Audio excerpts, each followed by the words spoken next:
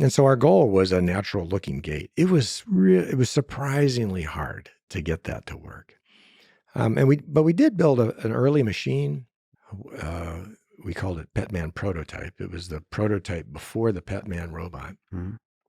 And it had a really nice looking gait where, it would stick the leg out. It would do heel strike first before it rolled onto the toe. So you didn't land with a flat foot. You extended your leg a little bit. But even then, it was hard to get the robot to walk when you were walking, that it fully extended its leg. And getting that all to work well took such a long time. In fact, I probably didn't really see the nice natural walking that I expected out of our humanoids until maybe last year. And the team was developing on our newer generation of Atlas, some new techniques for developing a walking control algorithm. And they got that natural looking motion as sort of a byproduct of just a different process they were applying to developing the control. So that probably took 15 years, 10 to 15 years to sort of get that from the Petman prototype was probably in 2008. And what was it, 2022? Last year that I think I saw good walking on Atlas. The following is a conversation with Robert Playter, CEO of Boston Dynamics, a legendary robotics company that over 30 years has created some of the most elegant, dexterous, and simply amazing robots ever built, including the humanoid robot Atlas and the robot dog Spot, one or both of whom you've probably seen on the internet, either dancing, doing backflips, opening doors, or throwing around heavy objects. Robert has led both the development of Boston Dynamics humanoid robots and their physics-based simulation software. He has been with the company from the very beginning, including its roots at MIT, where he received his PhD in aeronautical engineering. This was in 1994 at the legendary MIT Leg Lab. He wrote his PhD thesis on robot gymnastics, as part of which he programmed a bipedal robot to do the world's first 3D robotic somersault. Robert is a great engineer, roboticist, and leader, and Boston Dynamics, to me, as a roboticist, is a truly inspiring company.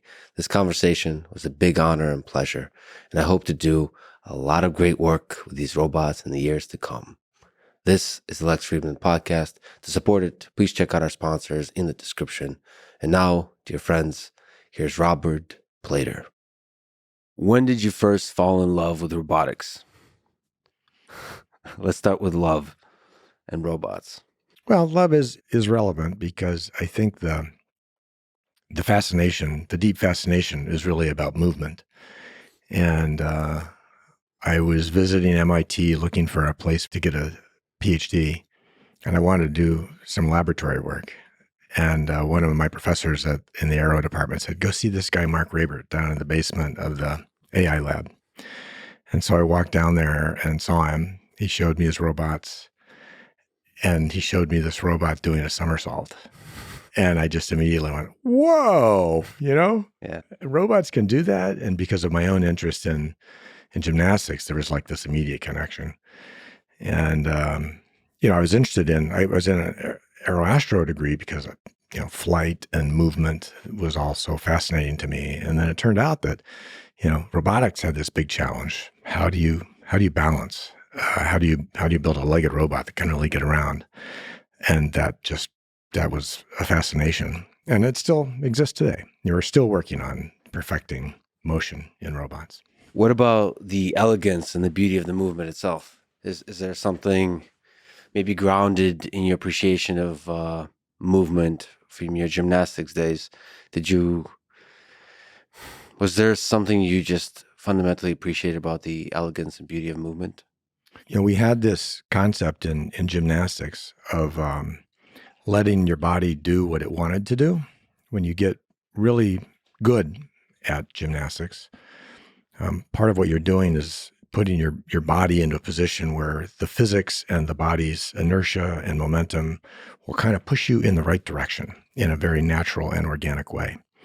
And the thing that Mark was doing, in the basement of that laboratory, was trying to figure out how to build machines to take advantage of those ideas. How do you build something so that the physics of the machine just kind of inherently wants to do what it wants to do? And he was building these springy pogo stick type.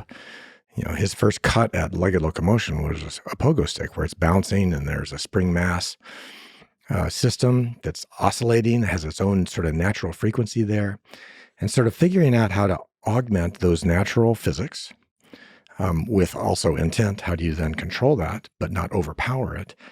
It's that coordination that I think creates real potential. We could call it beauty. You could call it, I don't know, synergy. That people have different words for it. But I think that was inherent from the beginning. That was clear to me that's part of what Mark was trying to do. He asked me to do that in my research work. So, that's where it got going. So part of the thing that I think I'm calling elegance and beauty in this case, which was there, even with the pogo stick, is maybe the efficiency. So letting the body do what it wants to do, trying to discover the efficient movement. It's definitely more efficient. It also becomes easier to control in its own way because the physics are solving some of the problem itself. It's not like you have to do all this calculation and overpower the physics. The physics naturally, inherently want to do the right thing. There can even be, feedback mechanisms, stabilizing mechanisms that occur simply by virtue of the physics of the body. And it's, not all in the computer or not even all in your mind as a person. And there's something interesting in that melding. You were with Mark for many, many, many years, but you were there in this kind of legendary space of Leg Lab at MIT in the basement. All great things happen in the basement. Is there some memories? From that time that you have? Because it's such cutting edge work in robotics and artificial intelligence. The memories, the distinctive lessons, I would say, I learned in that time period, and that I think Mark was a great teacher of, was it's okay to pursue your interests, your curiosity, do something because you love it. You'll do it a lot better if you love it. That is a lasting lesson that I think we apply at the company still. And really is a core value. So the interesting thing is I got to, with people like Ross Tedrick and others, like the students that work at those robotics labs are like some of the happiest people I've ever met. I don't know what that is. I meet a lot of PhD students. A lot of them are kind of broken by the wear and tear of the process. But roboticists are, while they work extremely hard and work long hours, there's a happiness there. The only other group of people I met like that are people that skydive a lot.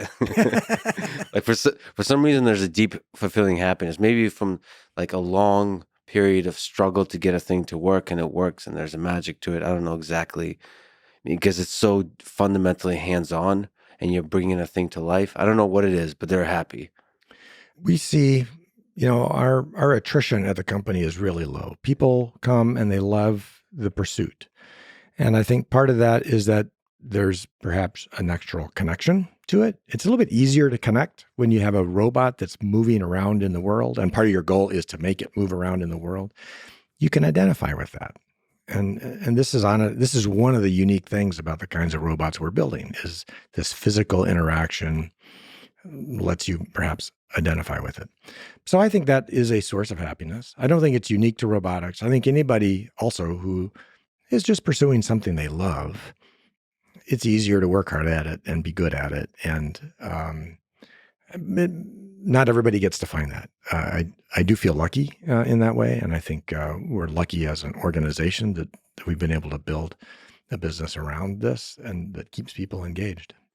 So if it's all right, let's linger on Mark for a little bit longer. Mark Rabert. So he's a legend. He's a legendary engineer and roboticist. What have you learned about life, about robotics from Mark through all the many years you worked with him? I think the most important lesson, which was, have the courage of your convictions and do what you think is interesting. Be willing to try to find big problems to go after. Mhm. And at the time, legged locomotion, especially in a dynamic machine, nobody had solved it. And that felt like a multi-decade problem to go after. And so, have the courage to go after that because you're interested. Don't worry if it's going to make money.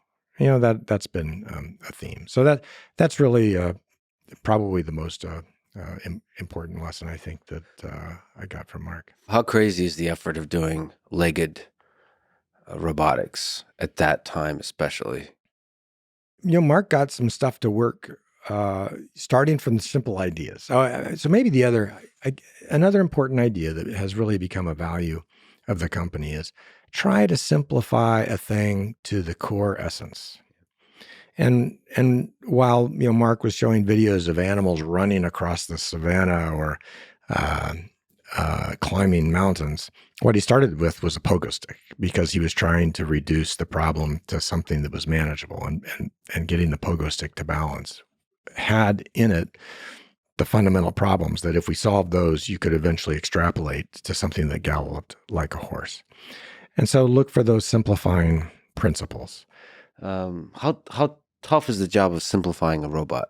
So I'd say in the early days, the thing that made the researchers at Boston Dynamics special is that we worked on figuring out what that central principle was, and then building software or machines around that principle. And that was not easy in the early days. And it took real expertise in understanding the dynamics of motion and feedback control principles, how to build with the computers at the time, how to build a feedback control algorithm that was simple enough that it could run in real time at 1,000 hertz and actually get that machine to work.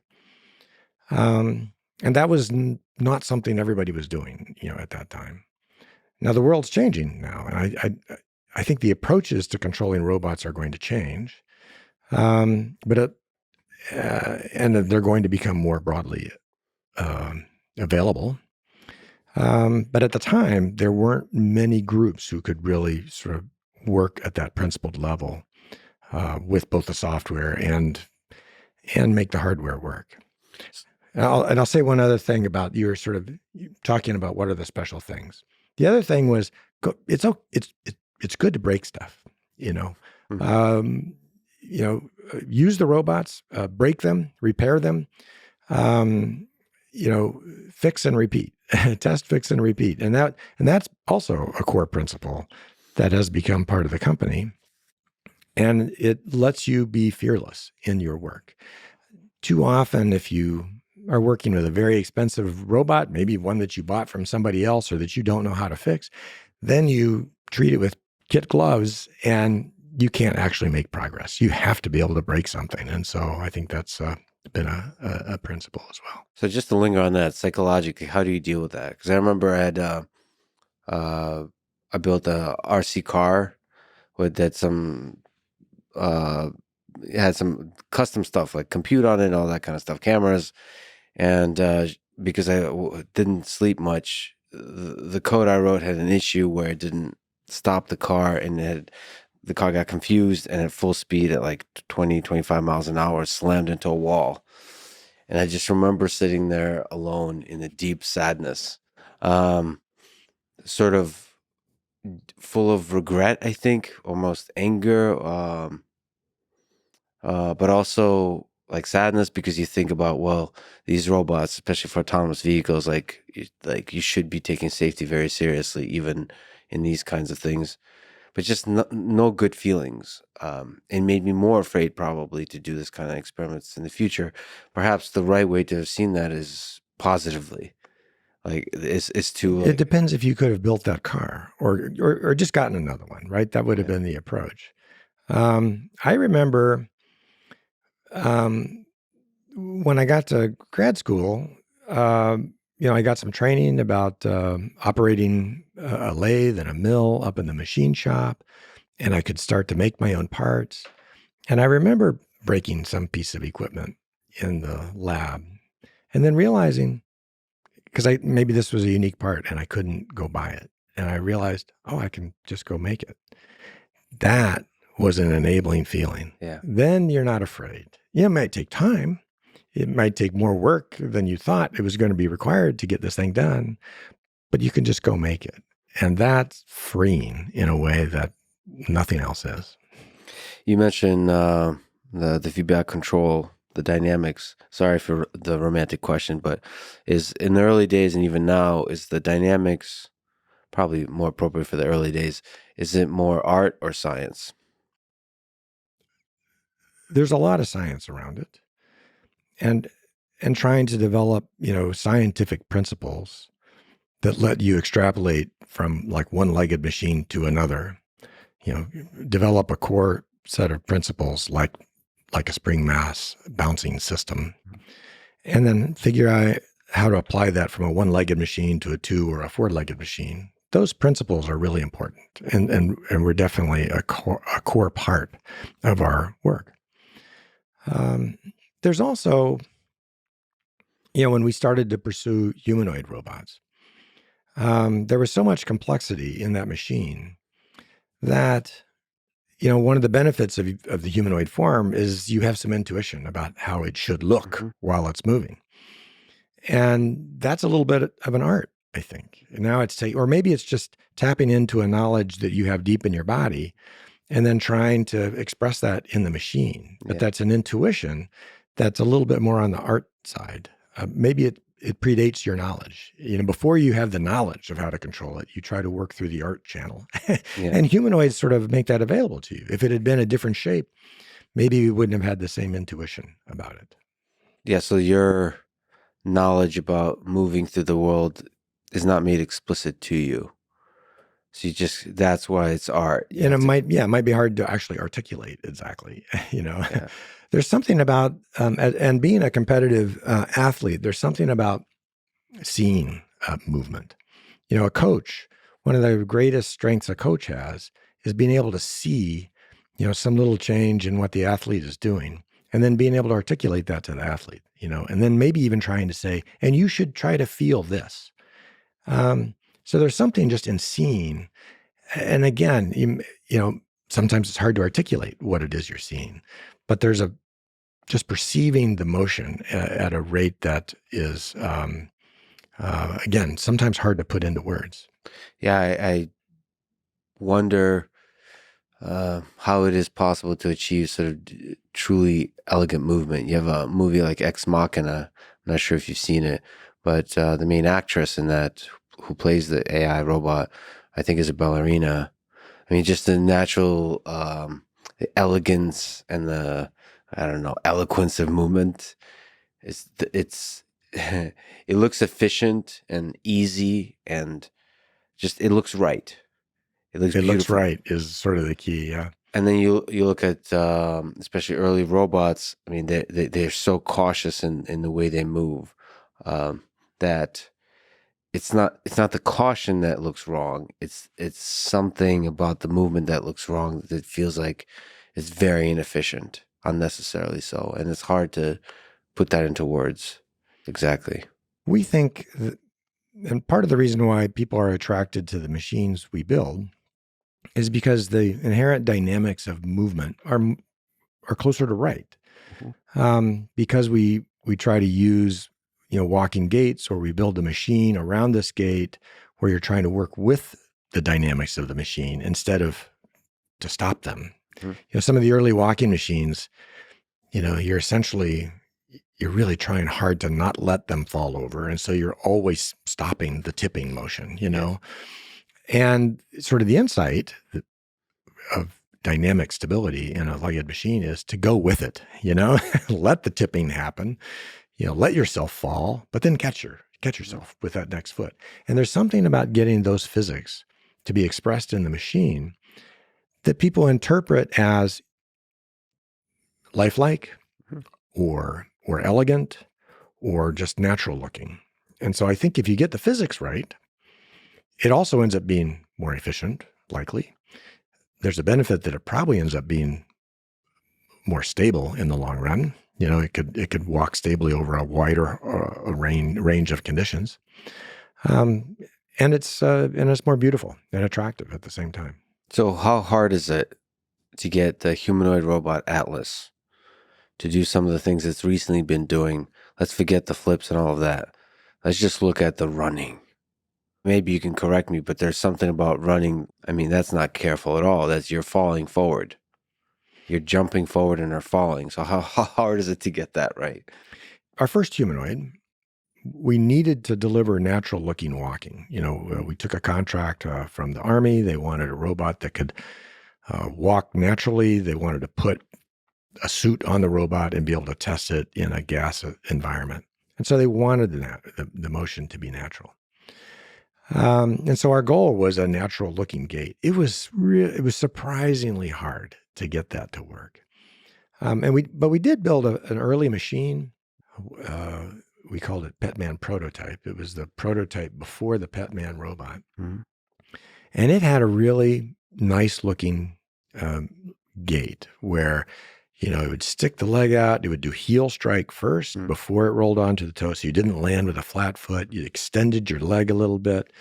But even then, it was hard to get the robot to walk where when you were walking, that it fully extended its leg and essentially landed on an extended leg. And if you watch closely how you walk, you probably land on an extended leg, but then you immediately flex your knee as you start to make that contact. And getting that all to work well took such a long time. In fact, I probably didn't really see the nice natural walking that I expected out of our humanoids until maybe last year. And the team was developing on our newer generation of Atlas, some new techniques for developing a walking control algorithm. And they got that natural looking motion as sort of a byproduct of just a different process they were applying to developing the control. So that probably took 15 years, 10 to 15 years to sort of get that from the Petman prototype was probably in 2008, and what was it, 2022? Last year that I think I saw good walking on Atlas. If you could just linger on it, what are some challenges of getting good walking? So is it is this partially a hardware actuator problem? Is it the control? Is it the artistic element of just observing the whole system operating in different conditions together? I mean, is there some kind of interesting quirks or challenges you can speak to, like the heel strike or all this kind of So one of the things that makes this straight leg a challenge is you're sort of up against a singularity, a mathematical singularity, where when your leg is fully extended, it can't go further the other direction, right? You can only move in one direction, and that makes all of the calculations around how to produce torques at that joint or positions makes it more complicated. And so having all of the mathematics so it can deal with these singular configurations is one of many challenges that we face. And I'd say in those earlier days, again, we were working with these really simplified models. So we're trying to boil all the physics of the complex human body into a simpler subsystem that we can more easily describe in mathematics. And sometimes those simpler subsystems don't have all of that complexity of the straight leg built into them. And so what's happened more recently is we're able to apply techniques that let us take the full physics of the robot into account and deal with some of those strange situations like the straight leg. So is there a fundamental challenge here that it's, maybe you can correct me, but is it under actuated? Are you falling? Under actuated is the right word, right? You can't push the robot in any direction you want to, right? And so that is one of the hard problems of legged locomotion. And you have to do that for natural movement. It's not necessarily required for natural movement. It's just required. We don't have a gravity force that you can hook yourself onto to apply an external force in the direction you want at all times, right? The only external forces are being mediated through your feet, and how they get mediated depend on how you place your feet. And you can't just God's hand can't reach down and give and push in any direction you want. So is there some extra challenge to the fact that Atlas is such a big robot? There is. The humanoid form is attractive in many ways, but it's also a challenge in many ways. Um, you have this big upper body that has a lot of mass and inertia. And throwing that inertia around increases the complexity of maintaining balance. And as soon as you pick up something heavy in your arms, you've made that problem even harder. And so in the early work in the leg lab and in the early days at the company, we were pursuing these quadruped robots, which had a kind of built-in simplification. You had this big rigid body and then really light legs. So when you swing the legs, the leg motion didn't impact the body motion very much. All the mass and inertia was in the body. But when you have the humanoid, that doesn't work. You have big, heavy legs. You swing the legs. It affects everything else. And so dealing with all of that interaction does make the humanoid a much more complicated platform. And I also saw that at least recently, you've been doing more explicit modeling of the stuff you pick up. Yeah. Which is very, really interesting. So you have to, model the shape, the weight distribution. I don't know you have to include that as part of the modeling, as part of the planning. Because, so for people who don't know, so Atlas, at least in a recent video, throws a heavy bag, throws a bunch of stuff. So what's involved in picking up a heavy thing, and when that thing is a bunch of different non-standard things. I think it also picked up a barbell, and to be able to throw it in some cases. What are some interesting challenges there? So we were definitely trying to show that the robot and the techniques we're applying to to Atlas let us deal with heavy things in the world. Because if the robot's going to be useful, it's actually got to move stuff around. Yeah. And that needs to be significant stuff. That's an appreciable portion of the body weight of the robot. And we also think this differentiates us from the other humanoid robot activities that you're seeing out there. Mostly they're not picking stuff up yet, and not heavy stuff anyway. But just like you or me, you need to anticipate that moment. You're reaching out to pick something up, and as soon as you pick it up, your center of mass is going to shift. And if you're going to, turn in a circle, you have to take that inertia into account. And if you're going to throw a thing, you've got all of that has to be sort of included in the model of what you're trying to do. So the robot needs to have some idea or expectation of what that weight is, and sort of predict, think a couple of seconds ahead. How do I manage my body plus this big heavy thing together to get and still maintain balance, right? And so that's a big change for us, and I think the tools we've built are really allowing that to happen quickly now. Some of those motions that you saw in that most recent video, we were able to create in a matter of days. It used to be that it took 6 months to do anything new, on the robot. And now we're starting to develop the tools that let us do that in a matter of days. And so we think that's really exciting. It means that the ability to create new behaviors for the robot is going to be a quicker process. So being able to explicitly model new things that it might need to pick up, new types of things. And, to some degree, you don't want to have to pay too much attention to each specific thing, right? There's sort of a generalization here. Yeah. Obviously, when you grab a thing, you have to conform your hand, your end effector to the surface of that shape. But once it's in your hands, it's probably just the mass and inertia that matter. And the shape may not be as important. Yeah. And so, in some ways, you want to pay attention to that detailed shape. In others, you want to generalize it and say, all I really care about is the center of mass of this thing, especially if I'm going to throw it up on that scaffolding. And it's easier if the body is rigid. What if doesn't it throw like a sandbag type thing? That tool bag, had loose stuff in it. Yeah. So it managed that. There are harder things that we haven't done yet. We could have had a big jointed thing or, I don't know, a bunch of loose wire or rope. What about carrying another robot? How about that? Yeah, we haven't done that yet. Carry spot. I guess we did a little bit of a little skit around Christmas where we had two spots holding up another spot that was trying to put, a bow on a tree. So I guess we're doing that in a small way. Okay, that's pretty good. Let me ask the all-important question. Do you know how much Atlas can curl? It's a barbell. Have you? I mean, this for us humans, that's really one of the most fundamental questions you could ask another human being. Curl, bench.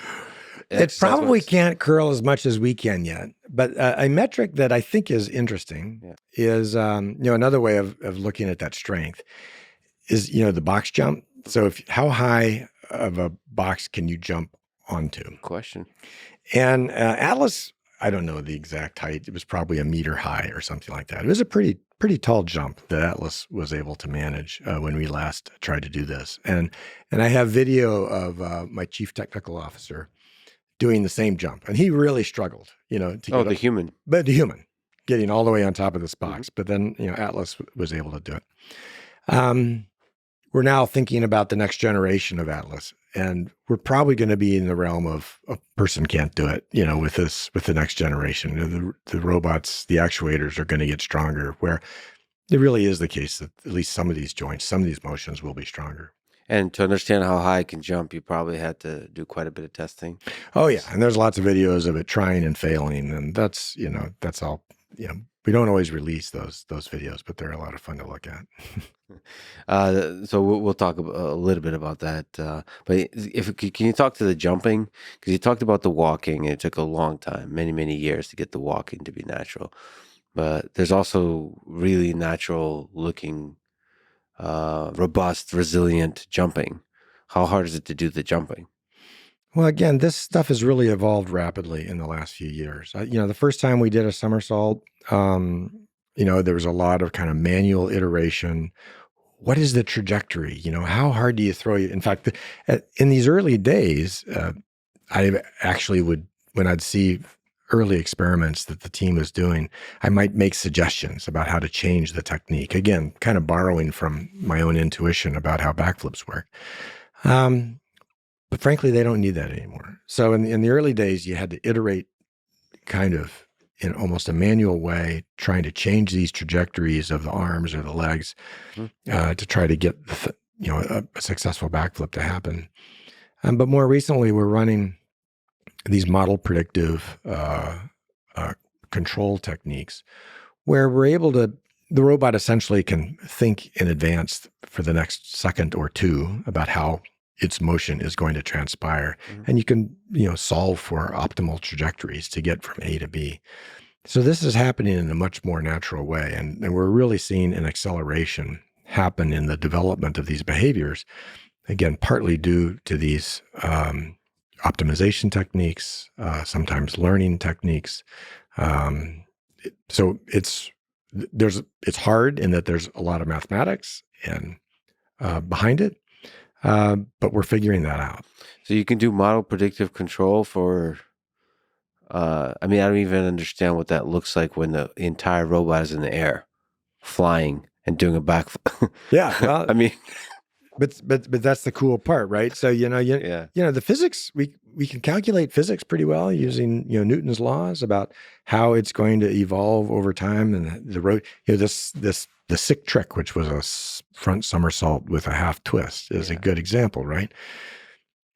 You saw the robot on various versions of that trick. I've seen it land in different configurations, and it still manages to stabilize itself. And so, what this model predictive control means is, again, in real time, the robot is projecting ahead, a second into the future and sort of exploring options. And if I move my arm a little bit more this way, how is that going to affect the outcome? And so it can do these calculations, many of them, and basically solve for, given where I am now, maybe I took off a little bit screwy from how I had planned, I can adjust. So you're adjusting in the air? Adjust on the fly. So the model predictive control lets you adjust on the fly. And of course, I think this is what, people adapt as well. When we do it, even a gymnastics trick, we try to set it up so it's as close to the same every time, but we figured out how to do some adjustment on the fly. And now we're starting to figure out that the robots can do this adjustment on the fly as well, using these techniques. In the air. It's so. I mean, it just feels from a robotics perspective just surreal. Well, that's sort of the you talked about underactuated, right? Yeah, So when that's you're really when you're in the air, there's some things you can't change, right? You can't change the momentum while it's in the air because you can't apply an external force or torque, and so the momentum isn't going to change. So how do you work within the constraint of that fixed momentum to still get from A to B where you want to be? that's really underactuated. You're in the air. I mean, you become a drone for a brief moment in time. No, you're not even a drone because you can't. You Can't know what I hover. mean? You can't hover. You You're can't. gonna impact soon. Be ready. Yeah. Have you considered like a hover type thing or no? No, No, it's too much weight. no. I mean, it's just incredible. And just even to have the guts to try a backflip with such a large body, that's wild. But like, Well, how? we definitely broke a few robots trying that, but that's where the build it, break it, fix it, strategy comes in. You got to be willing to break. And what ends up happening is you end up by breaking the robot repeatedly, you find the weak points, and then you end up redesigning it so it doesn't break so easily next time.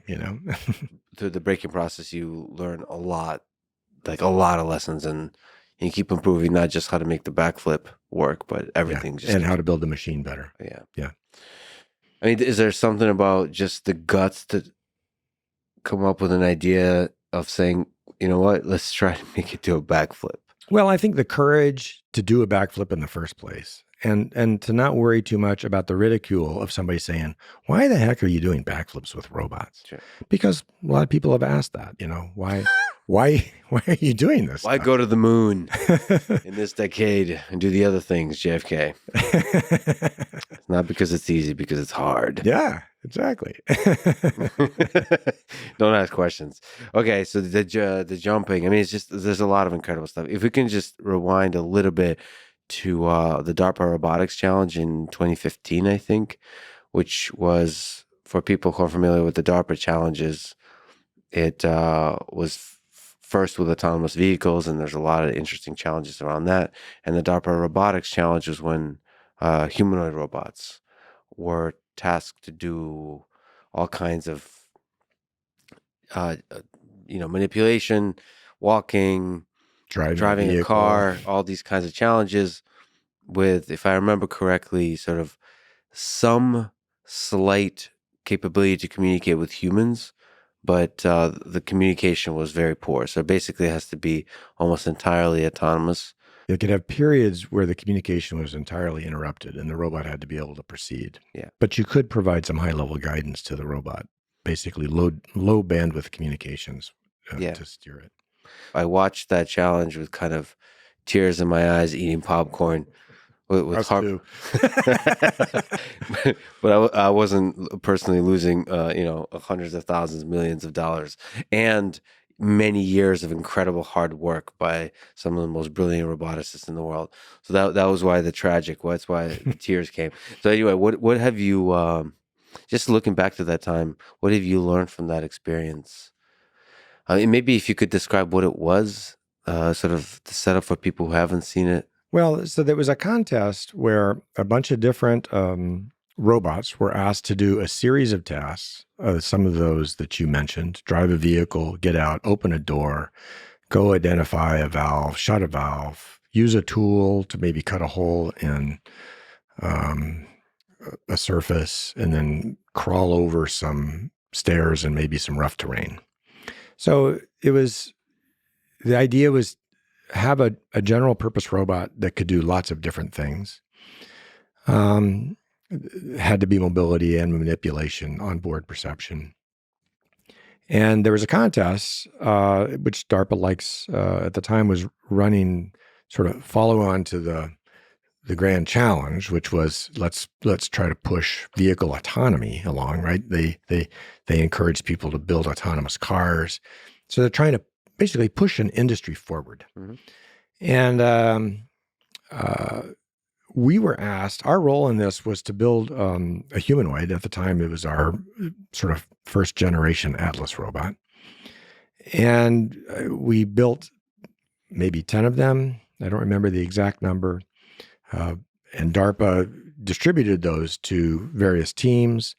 that sort of won a contest, showed that they could, program these robots and then use them to compete against each other. And then other robots were introduced as well. Some teams built their own robots. Carnegie Mellon, for example, built their own robot. And all these robots competed to see who could sort of get through this maze the fastest. And again, I think the purpose was to kind of push the whole industry forward. We provided the robot and some baseline software, but we didn't actually compete as a participant, where we were trying to drive the robot through this maze. We were just trying to support the other teams. It was humbling because it was really a hard task, and honestly, the tears were because mostly the robots didn't do it. They fell down, repeatedly. It was hard to get through this contest. Some did, and they were rewarded and won. But it was humbling because of just how hard these tasks weren't all that hard. A person could have done it very easily, but it was really hard to get the robots to do it. Well, the general nature of it, the variety of it, and also that I don't know if the tasks were sort of the task in themselves help us understand what is difficult and what is not. I don't know if that was obvious before the contest was designed. So you kind of try to figure that out. And I think Atlas is really a general robot platform, and it's perhaps not best suited for the specific tasks of that contest. Like for example, probably the hardest task is not the driving of the car, but getting in and out of the car. And Atlas probably is, if you were to design a robot that can get into the car easily and get out easily, you probably would not make Atlas that particular car. Yeah, the robot was a little bit big to get in and out of that car, right? It doesn't fit. This is the curse of a general purpose robot, that they're not perfect at any one thing, but they might be able to do a wide variety of things, and that is the goal at the end of the day. I think we all want to build general purpose robots that can be used for lots of different activities, but it's hard. And the wisdom in building successful robots up until this point have been, go build a robot for a specific task and it'll do it very well. And as long as you control that environment, it'll operate perfectly. But robots need to be able to deal with uncertainty. If they're going to be useful to us in the future, they need to be able to deal with unexpected situations. And that's sort of the goal of a general purpose or multi-purpose robot. And that's just darn hard. And so some of there's these curious little failures. Like I remember a robot, the first time you start to try to push on the world with a robot, you forget that the world pushes back and will push you over if you're not ready for it. And the robot, reached to grab the door handle. I think it missed the grasp of the door handle, was expecting that its hand was on the door handle. And so when it tried to turn the knob, it just threw itself over. It didn't realize, I had missed the door handle. I was expecting a force back from the door. It wasn't there. And then I lost my balance. So these little simple things that you and I would take totally for granted and deal with, the robots don't know how to deal with yet. And so you have to start to deal with all of those circumstances. Well, I think a lot of us experience this in even when sober, but drunk too. Sort of, you pick up a thing and expect it to be, heavy, and it turns out to be light. Yeah, and then whoa. Oh yeah, and then so the same. And I'm sure if your depth perception for whatever reason is screwed up, if you're drunk or some other reason, and then you think you're putting your hand on the table and you miss it. I mean, it's the same kind of situation. Yeah. But which is why you need to be able to predict forward just a little bit. And so that's where this model predictive control stuff comes in. Predict forward what you think's going to happen. And then if that does happen, you're in good shape. If something else happens, you better start predicting again. So regenerate a plan. Yeah. When you don't, I mean, that also requires a very fast feedback loop of updating what your prediction, how it matches to the actual real world. Yeah, those things have to run pretty quickly. What's the challenge of running things pretty quickly? 1,000 hertz of acting and sensing quickly? There's a few different layers of that. You want at the lowest level, you like to run things typically at around 1,000 hertz, which means that, at each joint of the robot, you're measuring position or force and then trying to control your actuator, whether it's a hydraulic or electric motor, trying to control the force coming out of that actuator. And you want to do that really fast, something like 1,000 hertz. And that means you can't have too much calculation going on at that joint. But that's pretty manageable these days and is fairly common. And then there's another layer that you're probably calculating, maybe at 100 hertz, maybe 10 times slower, which is now starting to look at the overall body motion and thinking about the larger physics of the robot. And then there's yet another loop that's probably happening a little bit slower, which is where you start to bring, your perception in, your vision, and things like that. And so you need to run all of these loops sort of simultaneously. You do have to manage your computer time so that you can squeeze in all the calculations you need in real time in a very consistent way. And the amount of calculation we can do is increasing as computers get better, which means we can start to do more sophisticated calculations. I can have a more complex model doing my forward prediction. And that might allow me to do even better predictions as I get better and better. And it used to be, again, we had, 10 years ago, we had to have pretty simple models that we were running, at those fast rates because the computers weren't as capable about calculating forward with a sophisticated model. But as computation gets better, we can do more of that.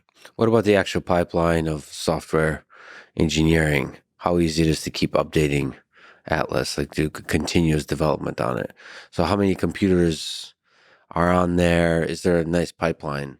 It's an important part of building a team around it, which means, you need to also have software tools, simulation tools, so we have always made strong use of physics-based simulation tools to do some of this calculation, basically test it in simulation before you put it on the robot. But you also want the same code that you're running in simulation to be the same code you're running on the hardware. And so even getting to the point where it was the same code going from one to the other, we probably didn't really get that working until, several years ago. But that was a bit of a milestone. And so you want to certainly work these pipelines so that you can make it as easy as possible and have a bunch of people working in parallel, especially when we only have, 4 of the Atlas robots, the modern Atlas robots at the company. And, we probably have, 40 developers there all trying to gain access to it. And so you need to share resources and use some of the software pipeline. Well, that's a really exciting step to be able to run the exact same code in simulation as on the actual robot. How hard is it to do realistic simulation, physics-based simulation of Atlas, such that, the dream is like, if it works in simulation, it works perfectly in reality. How hard is it to sort of keep working on closing that gap? The root of some of our physics-based simulation tools really started at MIT, and we built some good physics-based modeling tools there. The early days of the company, we were trying to develop those tools as a commercial product. So we continued to develop them. It wasn't a particularly successful commercial product, but we ended up with some nice physics-based simulation tools so that when we started doing legged robotics again, we had a really nice tool to work with. And the things we paid attention to were things that weren't necessarily handled very well in the commercial tools you could buy off the shelf, like interaction with the world, like foot-ground contact. And so trying to model those contact events well in a way that captured the important parts of the interaction was a really important element to get right, and to also do in a way that was computationally feasible and could run fast. Because if your simulation runs too slow, then your developers are sitting around waiting for stuff to run and compile. So it's always about efficient, fast operation as well. So that's been a big part of it. I think developing those tools in parallel to the development of the platform and trying to scale them has really been essential, I'd say, to us being able to assemble a team of people that could do this. Yeah, how to simulate contact, period. So foot ground contact, but sort of for manipulation. Because don't you want to model all kinds of surfaces? Yeah. So it will be even more complex with manipulation because there's a lot more going on, and you need to capture, I don't know, things slipping and moving, in your hand. It's a level of complexity that I think goes above foot ground contact when you really start doing dexterous manipulation. So there's challenges ahead still. So how far are we away from me being able to walk with Atlas in the sand along the beach and us both drinking a beer? Well, So, out of a can. Maybe Atlas could spill his beer because he's got nowhere to put it. Atlas could walk on the sand. So can it? Yeah. I mean, have we really had him out on the beach? We take them outside often, rocks, hills, that sort of thing, even just around our lab in Waltham. We probably haven't been on the sand, but So soft surfaces. I don't doubt that we could deal with it. We might have to spend a little bit of time to sort of make that work, but we did take we had to take BigDog to Thailand years ago, and we did this great video of the robot walking in the sand, walking into the ocean up to, I don't know, its belly or something like that, and then turning around and walking out, all while playing some cool beach music. Yeah. Great show, but then, we didn't really clean the robot off, and the salt water was really hard on it. So, we put it in a box, shipped it back. By the time it came back, we had some problems with corrosion. So it's the salt water. It's not like salt stuff. it's not like sand getting into the components or something like this. Yeah. But I'm sure if this is a big priority, you can make it like waterproof and stuff. Right. That just wasn't our goal at the time. Well, it's a personal goal of mine to walk along the beach. But it's a human problem too. You get sand everywhere. It's just a giant mess. So soft surfaces are okay. So I mean, can we just linger on the robotics challenge? There's a pile of like rubble they had to walk over. How difficult is that task? In the early days of developing BigDog, the loose rock was the epitome of the hard walking surface because you step down and then the rock, and you had these little point feet on the robot, and the rock can roll, and you have to deal with that last minute, change in your foot placement. Yeah. So you step on a thing, and that thing responds to you stepping on it. Yeah, and it moves where your point of support is, and so it's really that became kind of the essence of the test. And so that was the beginning of us starting to build rock piles in our parking lots. And we would actually build boxes full of rocks and bring them into the lab. Yeah. And then we would have the robots walking across these boxes of rocks because that became the essential test. So you mentioned BigDog. Can we maybe take a stroll through the history of Boston Dynamics? So what and who is BigDog? By the way, is who... Do you try not to anthropomorphize the robots? Do you try to remember that this is like the division I have, because for me it's impossible. For me, there's a magic to the being that is a robot. It is not human, but it is the same magic that a living being has when it moves about the world is there in the robot. So I don't know what question I'm asking, but should I say what or who, I guess? Who is BigDog? What is BigDog? Well, I'll say, to address the meta question, we don't try to draw hard lines around it being an it or a him or a her. It's okay, right? People, I think part of the magic of these kinds of machines is by nature of their organic movement, of their dynamics, we tend to want to identify with them. We tend to look at them and sort of attribute maybe feeling to that because we've only seen things that move like this that were alive. And so this is an opportunity. It means that you could have feelings for a machine And people have feelings for their cars. They get attracted to them, attached to them. So that's inherently could be a good thing as long as we manage what that interaction is. So we don't put strong boundaries around this and ultimately think it's a benefit, but it's also can be a bit of a curse because I think people look at these machines and they attribute a level of intelligence that the machines don't have. Why? Because again, they've seen things move like this that were living beings, which are intelligent. And so they want to attribute intelligence to the robots that isn't appropriate yet, even though they move like an intelligent being. But you try to acknowledge that the anthropomorphization is there and try to, first of all, acknowledge that it's there. And have a little fun with it. Our most recent video, it's just kind of fun, to look at the robot. We started off the video with Atlas kind of looking around for where the bag of tools was, because the guy up on the scaffolding says, send me some tools. And Atlas has to kind of look around and see where they are. And there's a little personality there that is fun. It's entertaining. It makes our jobs interesting. And I think in the long run can enhance interaction between humans and robots that in a way that isn't available to machines that don't move that way. This is something to me personally is very interesting. I happen to have a lot of legged robots. I hope to have a lot of spots in my possession. I'm interested in celebrating robotics and celebrating companies, and I also don't want to companies that do incredible stuff like Boston Dynamics. And I'm a little crazy, and so you don't want to. You want to align. You want to help the company. Because I ultimately want a company like Boston Dynamics to succeed, and part of that we'll talk about.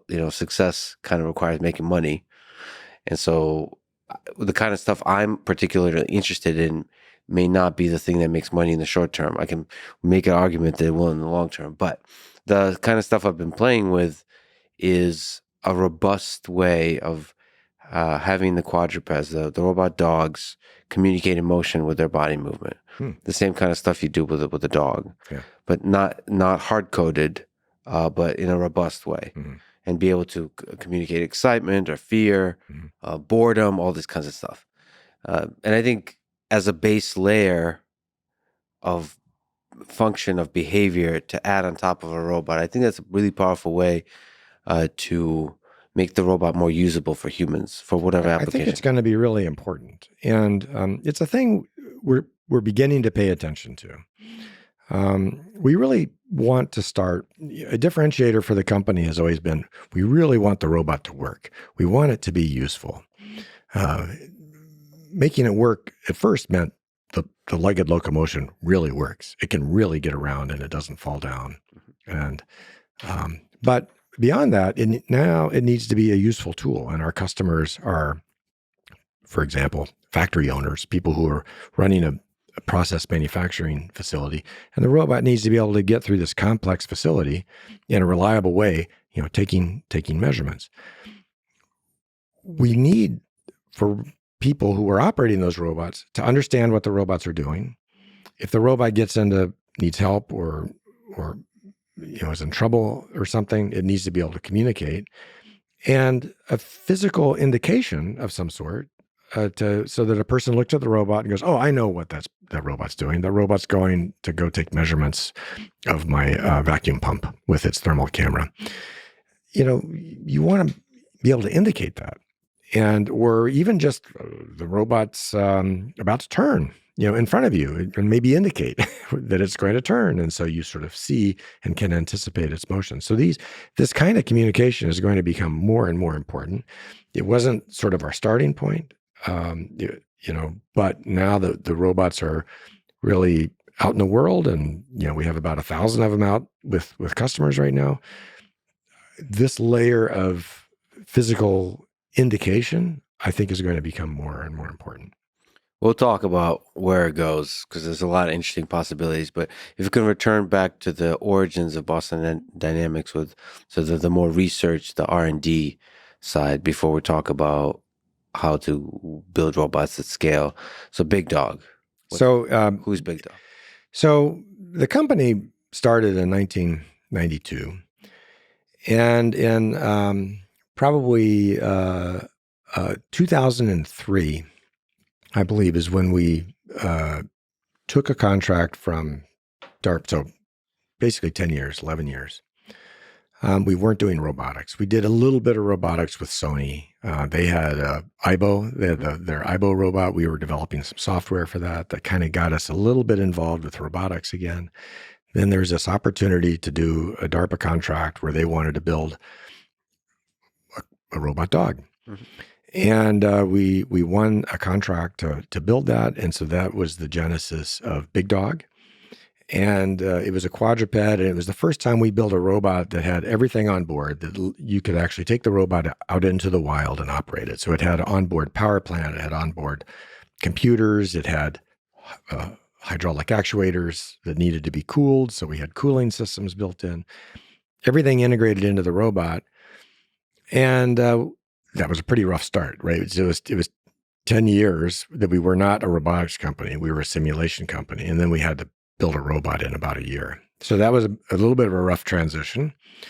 I mean, well, can you just comment on the roughness of that transition? Because BigDog, I mean, this is this big quadruped, 4 legs robot. We built a few different versions of them, but the first one, the very earliest ones, didn't work very well. And we would take them out, and it was hard to get, a go-kart engine driving a hydraulic pump. Is that what it was? and having that all work while trying to get, the robot to stabilize itself. And so what was the power plant? What was the engine? It seemed like my vague recollection, I don't know, it felt very loud and aggressive and kind of thrown together. That's what it kind of... Oh, it absolutely was, right? We weren't trying to design the best robot hardware at the time. And we wanted to buy an off-the-shelf engine. And so many of the early versions of BigDog had literally go-kart engines or something like that. Usually gas-powered? Like a gas-powered 2-stroke engine. And the reason why it was 2-stroke is 2-stroke engines are lighter weight. But they're also, and we generally didn't put mufflers on them because we're trying to save the weight. And we didn't care about the noise. And some of these things were horribly loud. But we're trying to manage weight, because managing weight in a legged robot is always important because it has to carry everything. That said, that thing was big. Well, what I've seen the videos of. Yeah, I mean, the early versions, stood about, I don't know, belly high, chest high. They probably weighed maybe a couple of 100 pounds. But, over the course of probably 5 years, we were able to get that robot to really manage a remarkable level of rough terrain. So, we started out with just walking on the flat, and then we started walking on rocks, and then inclines, and then mud, and then slippery mud. And, by the end of that program, we were convinced that legged locomotion in a robot could actually work. Because, going into it, we didn't know that. We had built quadrupeds at MIT, but they used a giant hydraulic pump, in the lab. They used a giant computer that was in the lab. They were always tethered to the lab. This was the first time something that was sort of self-contained, walked around in the world and balanced. But and the purpose was to prove to ourselves that the legged locomotion could really work. And so BigDog really cut that open for us. And it was the beginning of what became a whole series of robots. So once we showed to DARPA that you could make a legged robot that could work, there was a period at DARPA where robotics got really hot, and there was lots of different programs. And we were able to build other robots. We built other quadrupeds to hand, like LS3, designed to carry heavy loads. We built Cheetah, which was designed to explore what are the limits to how fast you can run. We began to build sort of a portfolio of machines and software that let us build not just one robot, but a whole family of robots. To push the limits in all kinds of directions. And to discover those principles. You asked earlier about the art and science of legged locomotion. We were able to develop principles of legged locomotion so that we knew how to build a small legged robot or a big one. So the leg length, was now a parameter that we could play with. Payload was a parameter we could play with. So we built the LS3, which was an 800-pound robot designed to carry a 400-pound payload. And we learned the design rules, basically developed the design rules. How do you scale different robot systems to, their terrain, to their walking speed, to their payload? So when was Spot born? Around 2012 or so. So again, almost 10 years into sort of a run with DARPA where we built a bunch of different quadrupeds. We had a sort of a different thread where we started building humanoids. We saw that probably an end was coming where the government was going to kind of back off from a lot of robotics investment. And in order to maintain progress, we just deduced that, well, we probably need to sell ourselves to somebody who wants to continue to invest in this area, and that was Google. And so at Google, we would meet regularly with Larry Page, and Larry just started asking us, well, what's your product going to be? Mm-hmm. And, the logical thing, the thing that we had the most history with, mm-hmm. that we wanted to continue developing was a quadruped. But we knew it needed to be smaller. We knew it couldn't have a gas engine. We thought it probably couldn't be hydraulically actuated. So that began the process of exploring if we could migrate to a smaller electrically actuated robot. And that was really the genesis of Spot.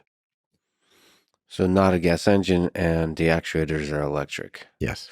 So can you maybe comment on what it's like at Google, working with Larry Page, having those meetings and thinking of what will a robot look like that could be built at scale? Like starting to think about a product.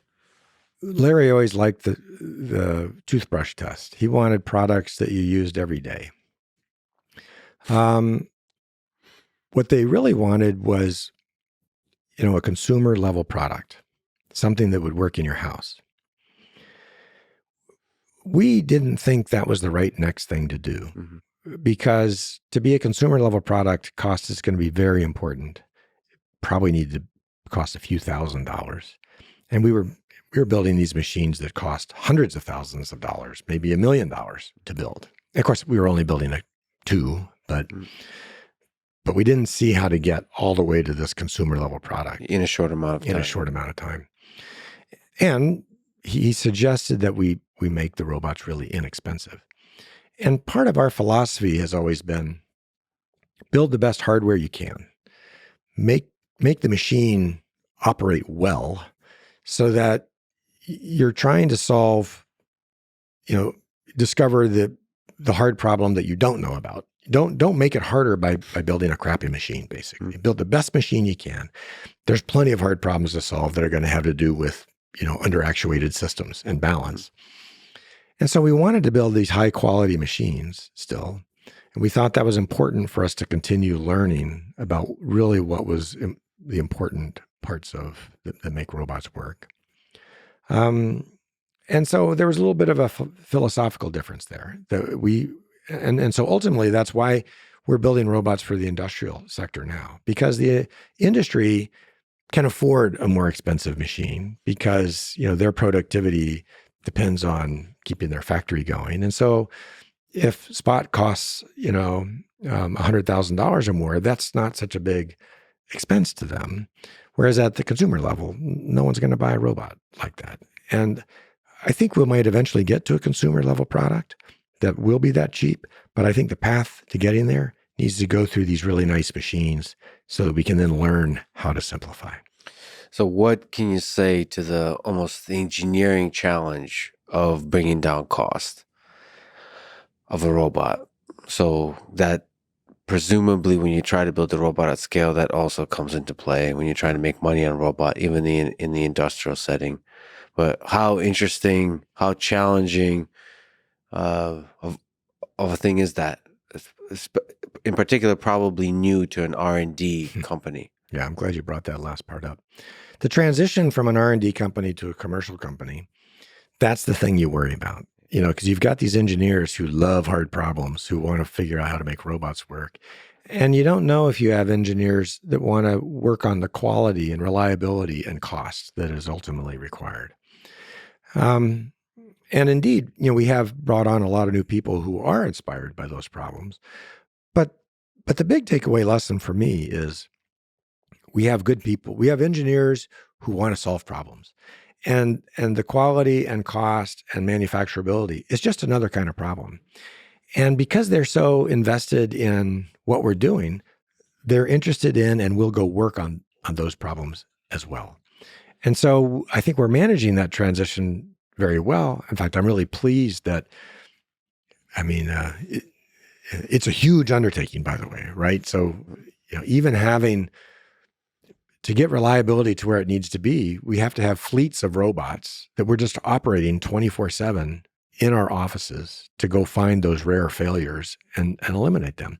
It's just a totally different kind of activity than the research activity where you get it to work, the one robot you have to work in a repeatable way, at the high stakes demo. It's just very different. But I think we're making remarkable progress against it. So one of the cool things, I got a chance to visit Boston Dynamics, and I mean, one of the things that's really cool is to see a large number of robots moving about. Because I think one of the things you notice in the research environment is that at MIT, for example, I don't think anyone ever has a working robot for a prolonged period of time. Exactly. So like most robots are just sitting there in a sad state of despair, waiting to be born, brought to life for a brief moment of time. Just to have, I just remember there's a spot robot just had like a cowboy hat on and was just walking randomly for whatever reason. I don't even know, but there's a kind of a sense of sentience to it because it doesn't seem like anybody was supervising it. Well, It was just doing its I'm thing. going to stop way short of the sentience. Sure. It is the case that if you come to our office, today and walk around the hallways, you're going to see a dozen robots just kind of walking around Yes. all the time. And that's really a reliability test for us. So we have these robots programmed to do autonomous missions, get up off their charging dock, walk around the building, collect data at a few different places, and go sit back down. And we want that to be a very reliable process because that's what somebody who's running a brewery, a factory, that's what they need the robot to do. And so we have to dog food our own robot. We have to test it in that way. And so on a weekly basis, we have robots that are accruing something like 1,500 or maybe 2,000 kilometers of walking and, over 1,000 hours of operation every week. And that's something that I don't think anybody else in the world can do because you have to have a fleet of robots to just accrue that much information. Mm-hmm. You have to be willing to dedicate it to that test. And so that's essential. That's how you get the reliability. That's how you get it. What about some of the cost cutting from the manufacturer side? What have you learned from the manufacturer side of the transition from R&D to? And we're still learning a lot there. We're learning how to cast parts instead of mill it all out of billet aluminum. Mm-hmm. We're learning how to get plastic molded parts. We're learning about how to control that process so that you can build the same robot twice in a row. There's a lot to learn there, and we're only partway through that process. We've set up a manufacturing facility in Waltham. It's about a mile from our headquarters. And we're doing final assembly and test of both spots and stretches, at that factory. And it's hard because, to be honest, we're still iterating on the design of the robot. As we find failures from these reliability tests, we need to go engineer changes. And those changes need to now be propagated to the manufacturing line. And that's a hard process, especially when you want to move as fast as we do. And that's been challenging. And it makes it, the folks who are working supply chain, who are trying to get the cheapest parts for us, kind of requires that you buy a lot of them to make them cheap. And then we go change the design from underneath them. And they're like, what are you doing? And so, getting everybody on the same page here that we still need to move fast, but we also need to try to figure out how to reduce costs. That's one of the challenges of this migration we're going through. And over the past few years, challenges to the supply chain. I imagine you've been a part of a bunch of stressful meetings. Yeah, things got more expensive and harder to get, and so it's all been a challenge. Is there still room for simplification? Oh yeah, much more. And these are really just the first generation of these machines. We're already thinking about what the next generation of Spot's going to look like. Spot was built as a platform, so you could put almost any sensor on it. We provided data communications, mechanical connections, power connections. But for example, in the applications that we're excited about, where you're monitoring these factories for their health, there's probably a simpler machine that we could build that's really focused on that use case. And that's the difference between the general purpose machine or the platform versus the purpose-built machine. And so even in the factory, we'd still like the robot to do lots of different tasks. If we really knew on day one that we're going to be operating in a factory with these 3 sensors in it, we would have it all integrated in a package that would be easier, less expensive, and more reliable. So we're contemplating building, a next generation of that machine. So we should mention that Spot, for people who somehow are not familiar, is a yellow robotic dog, and has been featured in many dance videos. It also has gained an arm. So what can you say about the arm that Spot has, about the challenges of this design and the manufacture of it? We think the future of mobile robots is mobile manipulation. That's where, in the past 10 years, it was getting mobility to work, getting the legged locomotion to work. If you ask, what's the hard problem in the next 10 years? It's getting a mobile robot to do useful manipulation for you. And so we wanted Spot to have an arm to experiment with those problems. And the arm is almost as complex as the robot itself, and it's an attachable payload.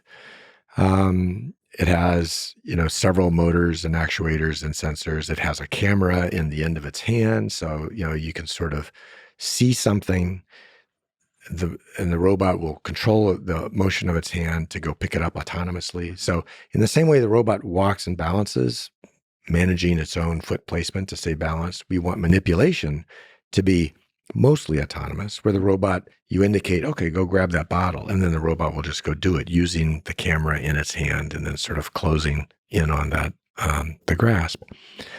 But it's a whole nother complex robot on top of a complex legged robot.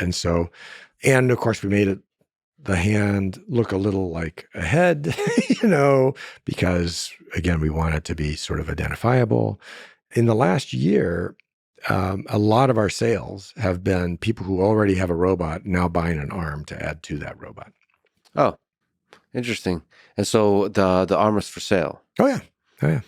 It's an option. What's the interface like to work with the arm? Like, is it pretty? So, are they designed primarily?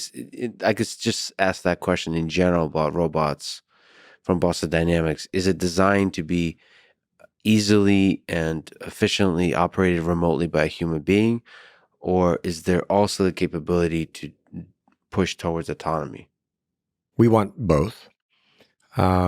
In the next version of the software that we release, which will be version 3.3, we're going to offer the ability of if you have an autonomous mission for the robot, we're going to include the option that it can go through a door, which means it's going to have an arm, and it's going to have to use that arm to open the door.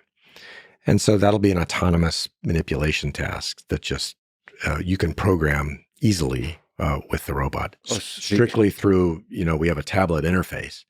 And so on the tablet, you sort of see the view that Spot sees. You say, there's the door handle. The hinges are on the left and it opens in. The rest is up to you. Take care of it. Oh, so it just takes care of everything. Yeah. So we want, and for a task like opening doors, you can automate most of that. And we've automated a few other tasks. We had a customer who had a high-powered breaker switch, essentially. It's an electric utility, Ontario Power Generation. And they have to, when they're going to disconnect their power supply, right? That could be a gas generator, could be a nuclear power plant, from the grid, you have to disconnect this breaker switch. Well, as you can imagine, there's, hundreds or thousands of amps and volts involved in this breaker switch. And it's a dangerous event because occasionally you'll get what's called an arc flash. As you just do this disconnect, the sparks jump across and people die doing this. And so Ontario Power Generation used our spot and the arm through the interface to operate this disconnect That's really cool. in an interactive way. Mhm. And they showed it to us. And we were so excited about it and said, I bet we can automate that task. And so we got some examples of that breaker switch. And I believe in the next generation of the software, now we're going to deliver back to Ontario Power Generation. They're going to be able to just point the robot at that breaker. They'll indicate that's the switch. There's sort of two actions you have to do. You have to flip up this little cover, press a button, then get a ratchet, stick it into a socket, and literally unscrew this giant breaker switch. So there's a bunch of different tasks. And we basically automated them so that the human says, okay, there's the switch, go do that part. That right there is the socket where you're going to put your tool and you're going to open it up. And so you can remotely sort of indicate this on the tablet, and then the robot just does everything in between. And it does everything, all the coordinated movement of all the different actuators that includes the body and the maintains its balance. It walks itself, into position so it's within reach, and the arm is in a position where it can do the whole task. So it manages the whole body. So how does one become a big enough customer to request features? Because I personally want a robot that gets me a beer. I mean, that has to be like one of the most requested, I suppose, in the industrial setting. That's a non-alcoholic beverage of picking up objects and bringing the objects to you. We love working with customers who have challenging problems like this. And this one in particular, because we felt like what they were doing, A, it was a safety feature. B, we saw that the robot could do it because they teleoperated it the first time. Probably took them an hour to do it the first time, right? But the robot was clearly capable. And we thought, this is a great problem for us to work on to figure out how to automate a manipulation task. And so we took it on, not because we were going to make a bunch of money from it in selling the robot back to them, but because it motivated us to go solve what we saw as the next logical step. But many of our customers, in fact, we try to, our bigger customers, typically ones who are going to run a utility or a factory or something like that, we take that kind of direction from them. And especially if they're going to buy 10 or 20 or 30 robots, and they say, I really need it to do this. Well, that's exactly the right kind of problem that we want to be working on. And so. Note to self, buy 10 spots and aggressively push for beer manipulation. I think it's fair to say it's notoriously difficult to make a lot of money as a robotics company. How can you make money as a robotics company? Can you speak to that? It seems that a lot of robotics companies fail. It's difficult to build robots. It's difficult to build robots at a low enough cost where customers, even in the industrial setting, want to purchase them. And it's difficult to build robots that are useful, sufficiently useful. Yeah. So what can you speak to? And Boston Dynamics has been successful for many years of finding a way to make money. Well, in the early days, of course, the money we made was from doing contract R&D work. And we made money, but, we weren't growing and we weren't selling a product. And then we went through several owners who, had a vision of not only developing advanced technology, but eventually developing products. And so both, Google and SoftBank and now Hyundai, had that vision and were willing to, provide that investment. Now, our discipline is that we need to go find applications that are broad enough that you could imagine selling thousands of robots, because it doesn't work if you don't sell thousands or tens of thousands of robots. If you only sell hundreds, you will commercially fail. And that's where most of the small robot companies have died. And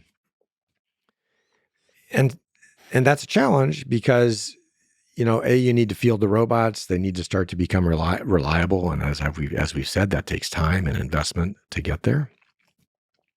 And so it really does take visionary investment to get there. But we believe that we are going to make money in this industrial monitoring space because, if a chip fab, if the line goes down because a vacuum pump failed someplace, that can be a very expensive process. It can be $1 million a day in lost production. Maybe you have to throw away some of the product along the way. And so the robot, if you can prevent that by inspecting the factory every single day, maybe every hour if you have to, there's a real return on investment there. But there needs to be a critical mass of this task. And we're focusing on a few that we believe are ubiquitous in the industrial production environment. And that's using a thermal camera to keep things from overheating, using an acoustic imager to find compressed air leaks, using visual cameras to read gauges, measuring vibration. These are standard things that you do to prevent unintended shutdown of a factory. And this takes place in a beer factory. We're working with AB InBev. It takes place in chip fabs. We're working with global foundries. It takes place in electric utilities and nuclear power plants. And so the same robot can be applied in all of these industries. And as I said, we have about, actually it's 1,100 spots out now. To really get, profitability, we need to be at 1,000 a year, maybe 1,500 a year, for that sort of part of the business. So it still needs to grow, but we're on a good path. So I think that's totally achievable. So the application should require crossing that 1,000 robot barrier. It really should. Yeah. I want to mention, our second robot, Stretch. Yeah. Tell me about Stretch. What's Stretch? Who is Stretch? Stretch started differently than Spot. Spot we built because we had decades of experience building quadrupeds. We had it in our blood. We had to build a quadruped product, but we had to go figure out what the application was. And we actually discovered this factory patrol application, basically preventative maintenance, by seeing what our customers did with it. Stretch is very different. We started knowing that there was warehouses all over the world. There's shipping containers moving all around the world full of boxes that are mostly being moved by hand. By some estimates, we think there's 1 trillion boxes, cardboard boxes, shipped around the world each year, and a lot of it's done manually. It became clear early on that there was an opportunity for a mobile robot in here to move boxes around. And the commercial experience has been very different between Stretch and with Spot. As soon as we started talking to people, potential customers, about what Stretch was going to be used for, they immediately started saying, "Oh, I'll buy that robot." In fact, I'm going to put in an order for 20 right now. We just started shipping the robot in January, after several years of development Of this year. So our first deliveries of Stretch to customers were DHL and Maersk in January. We're delivering to Gap right now, and we have about 7 or 8 other customers, all who've already agreed in advance to buy between 10 and 20 robots. And so we've already got commitments for a couple hundred of these robots. This one's going to go, right? It's so obvious that there's a need. And we're not just going to unload trucks. We're going to do any box moving task in the warehouse. And so it too will be a multi-purpose robot. And we'll eventually have it doing palletizing or depalletizing or loading trucks or unloading trucks. There's definitely thousands of robots. There's probably tens of thousands of robots of this in the future. So it's going to be profitable. Can you describe what Stretch looks like? It looks like a big, strong robot arm on a mobile base. The base is about the size of a pallet. And we wanted it to be the size of a pallet because that's what lives in warehouses, right? Pallets of goods sitting everywhere. So it needed to be able to fit in that space. But it's not a legged mobile. It's not a legged robot. And so it was our first, it was actually a bit of a commitment from us, a challenge for us to build a non-balancing robot.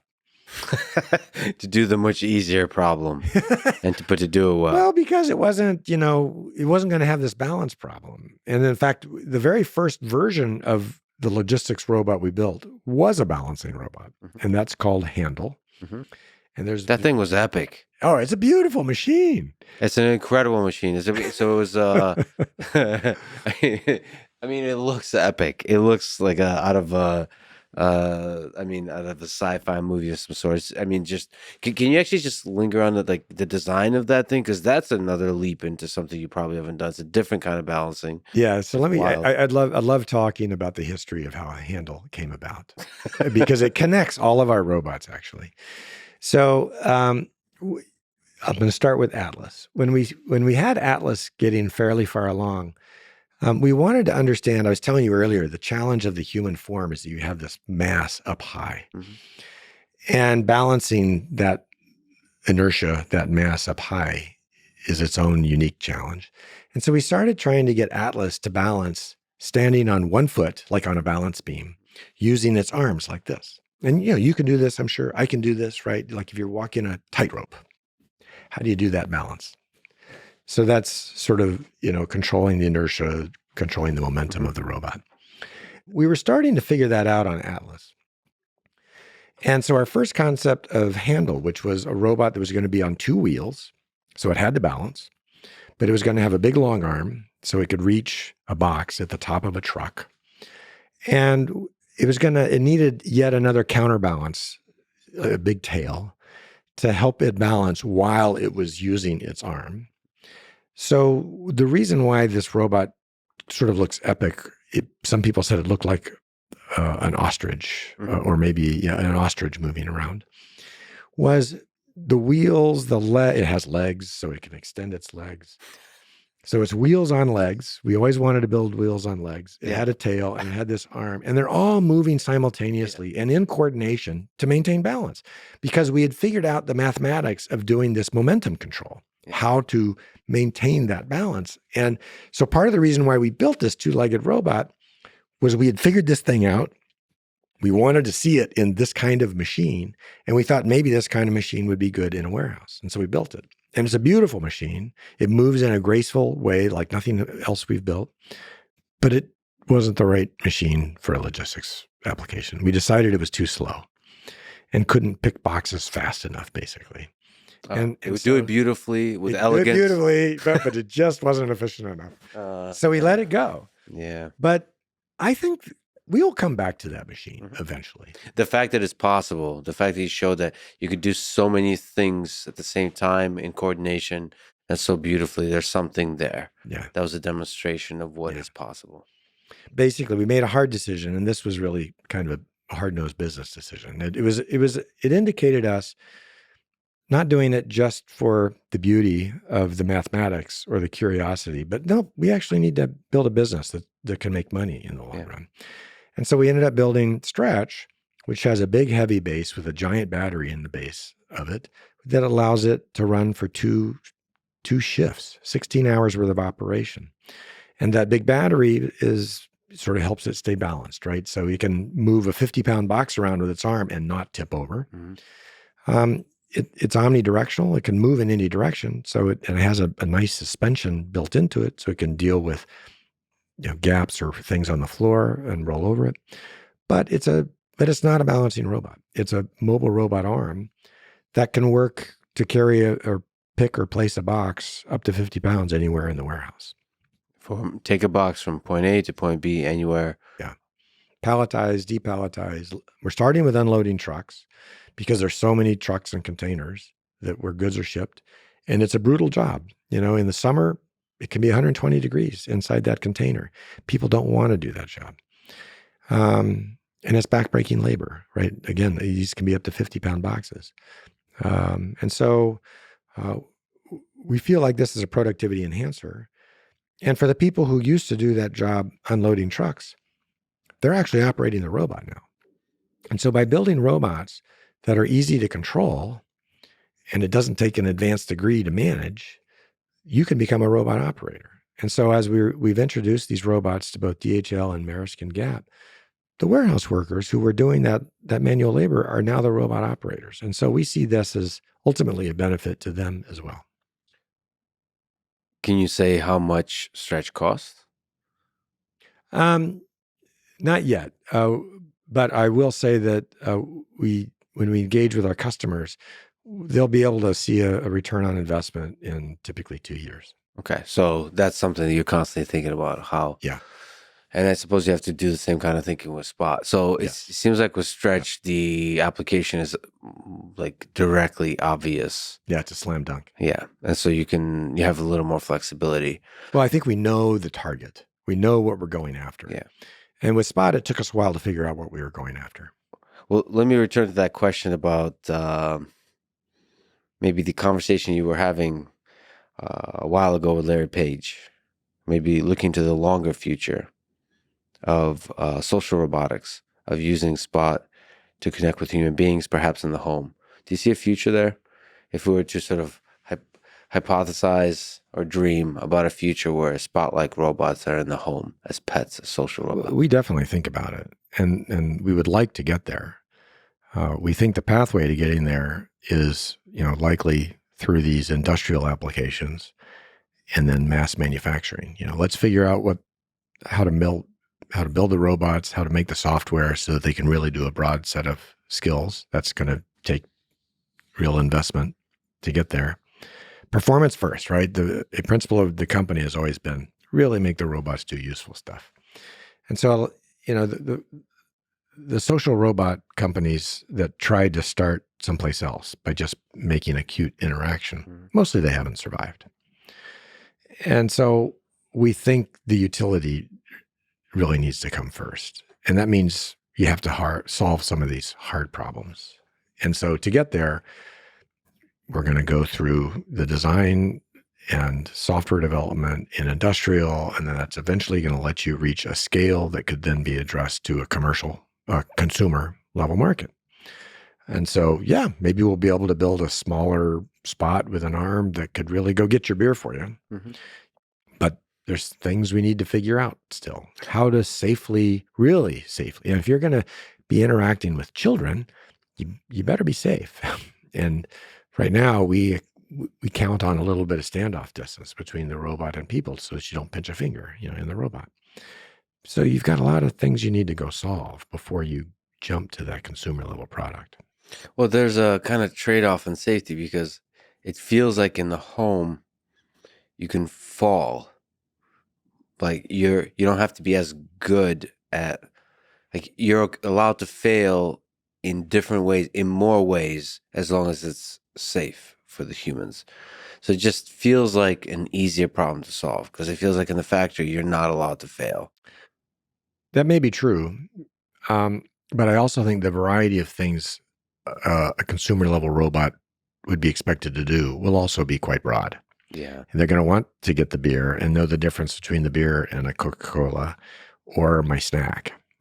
And, they're all going to want you to clean up the dishes, from the table without breaking them.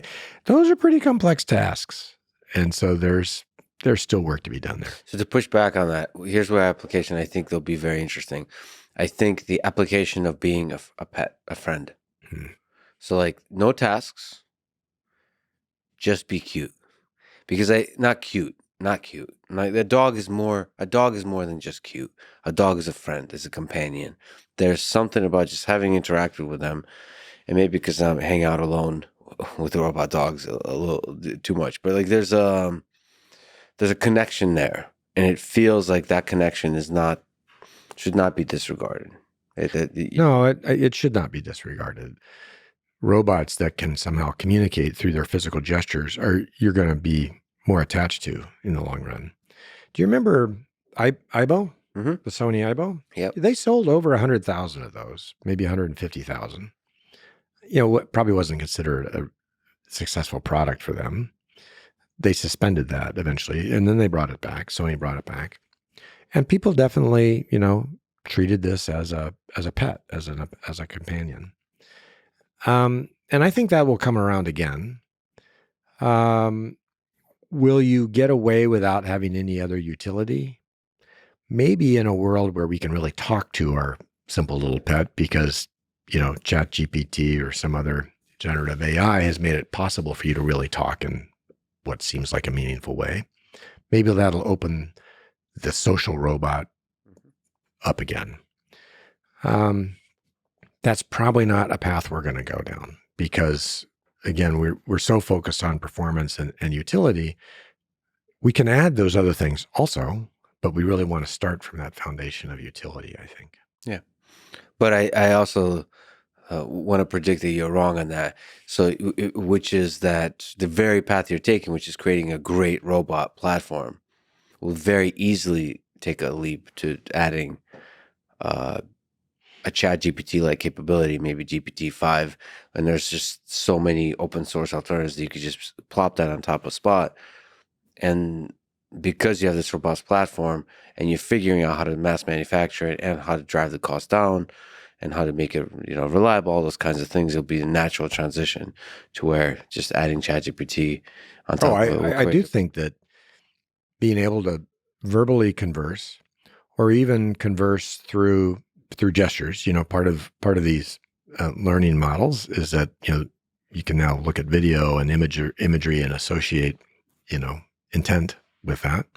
Those will all help in the communication between robots and people for sure. And that's going to happen, obviously, more quickly than any of us were expecting. I mean, what else do you want from life? A friend to get your beer and then just talk shit about the state of the world. I mean, there's a deep loneliness within all of us. And I think a beer and a good chat solves so much of it, or takes us a long way to solving a lot. It'll be interesting to see, when a generative AI can give you that warm feeling that you connected, and that, oh yeah, you remember me, you're my friend, we have a history. That history matters, right? Memory of joint, like yeah. like having witnessed. I mean, that's what friendship, that's what connection, that's what love is. In many cases, some of the deepest friendships you have is having gone through a difficult time together, Mm-hmm. and having a shared memory of an amazing time or a difficult time, and kind of that memory creating this like foundation based on which you can then experience the world together. The silly, the mundane stuff of day to day is somehow built on a foundation of having gone through some shit in the past. And the current systems are not personalized in that way. But right. I think that's a technical problem, not some kind of fundamental limitation. So combine that with an embodied robot like Spot, which already has magic in its movement. I think it's a very interesting possibility of where that takes us.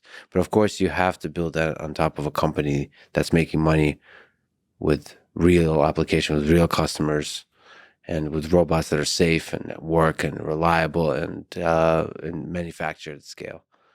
And I think we're in a unique position in that because of our investors, primarily Hyundai, but also SoftBank still owns 20% of us. They're not totally fixated on driving us to profitability as soon as possible. That's not the goal. The goal really is a longer term vision of creating, what does mobility mean in the future?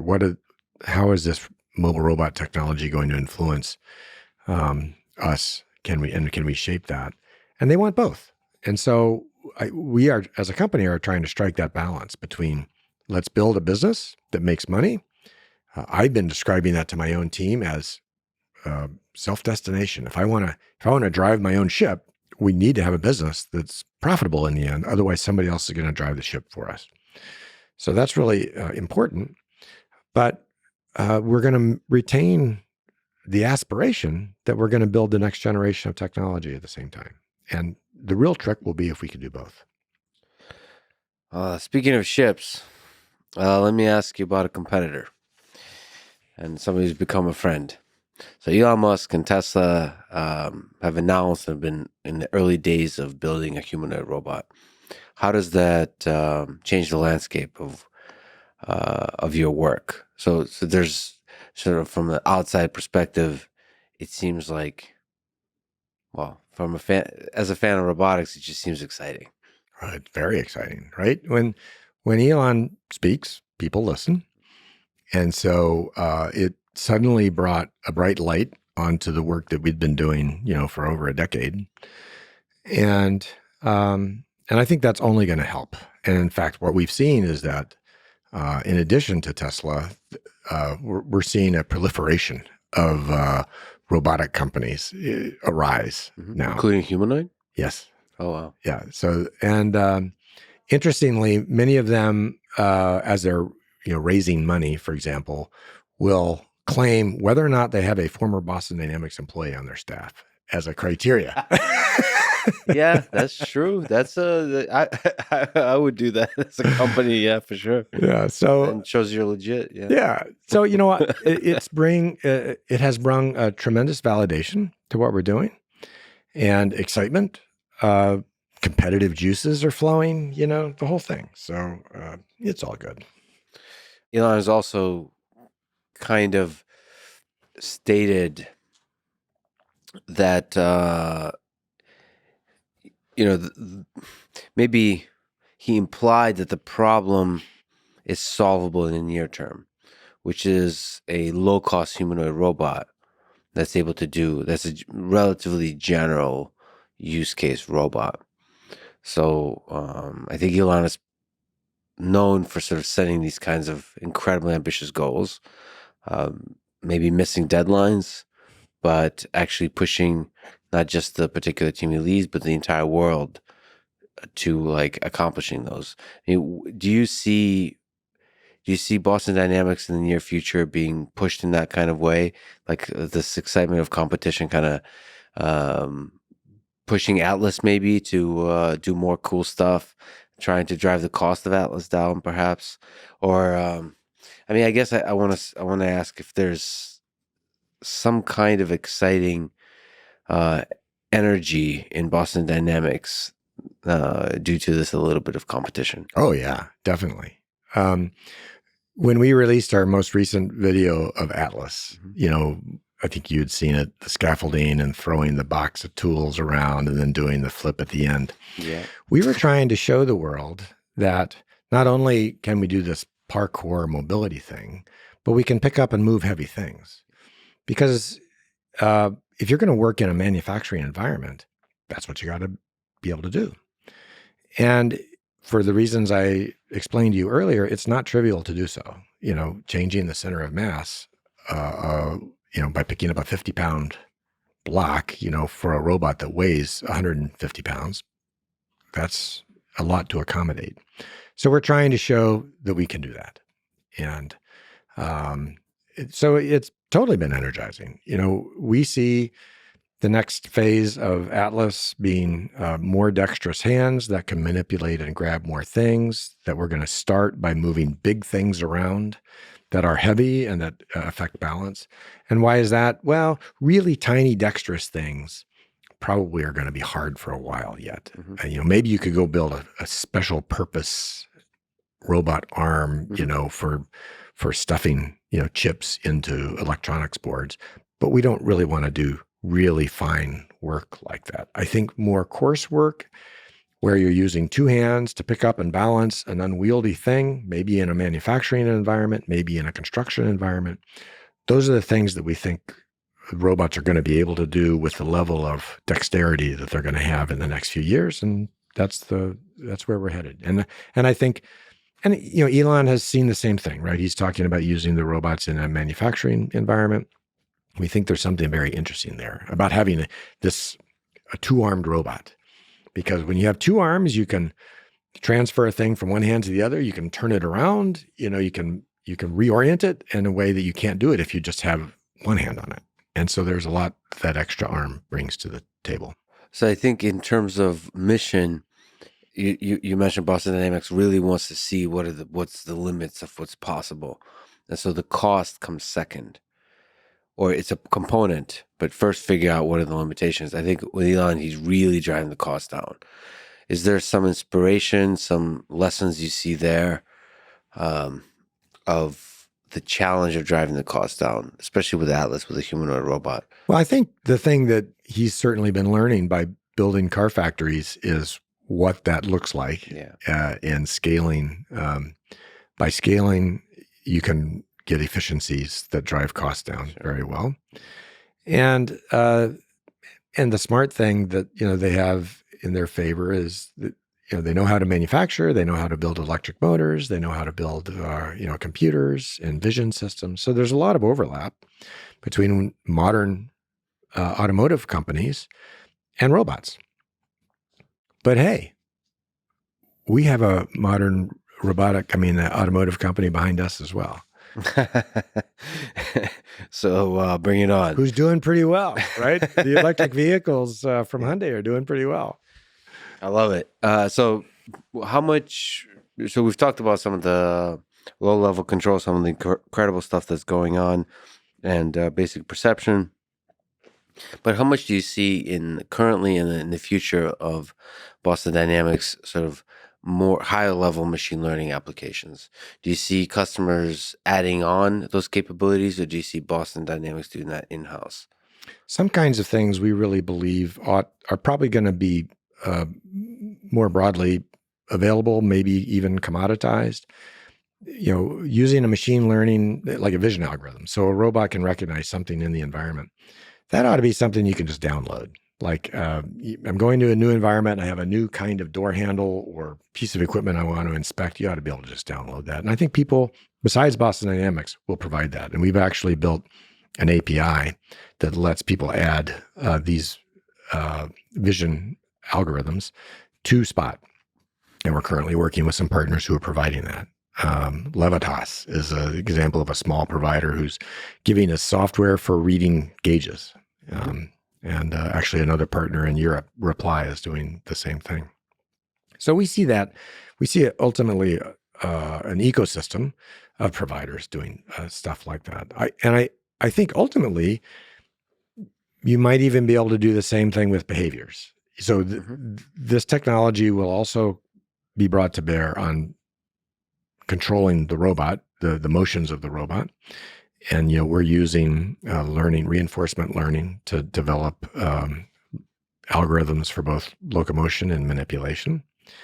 And ultimately, this is going to mean you can add new behaviors to a robot, quickly. And that could potentially be done outside of Boston Dynamics. Right now, that's all internal to us. I think you need to understand at a deep level, the robot control to do that, but eventually that could be outside. But it's certainly a place where these approaches are going to be brought to bear in robotics. So reinforcement learning is part of the process. So you do Yes. use reinforcement learning. Yes. So there's increasing levels of learning with these robots. Yes.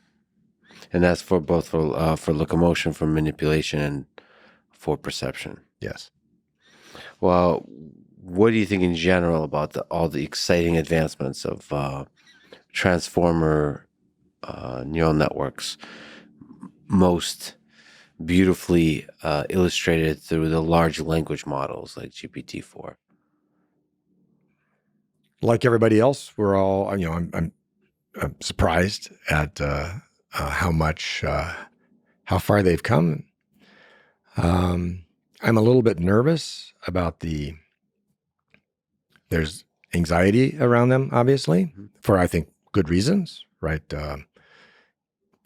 Disinformation is a curse that's an unintended consequence of social media that could be exacerbated with these tools.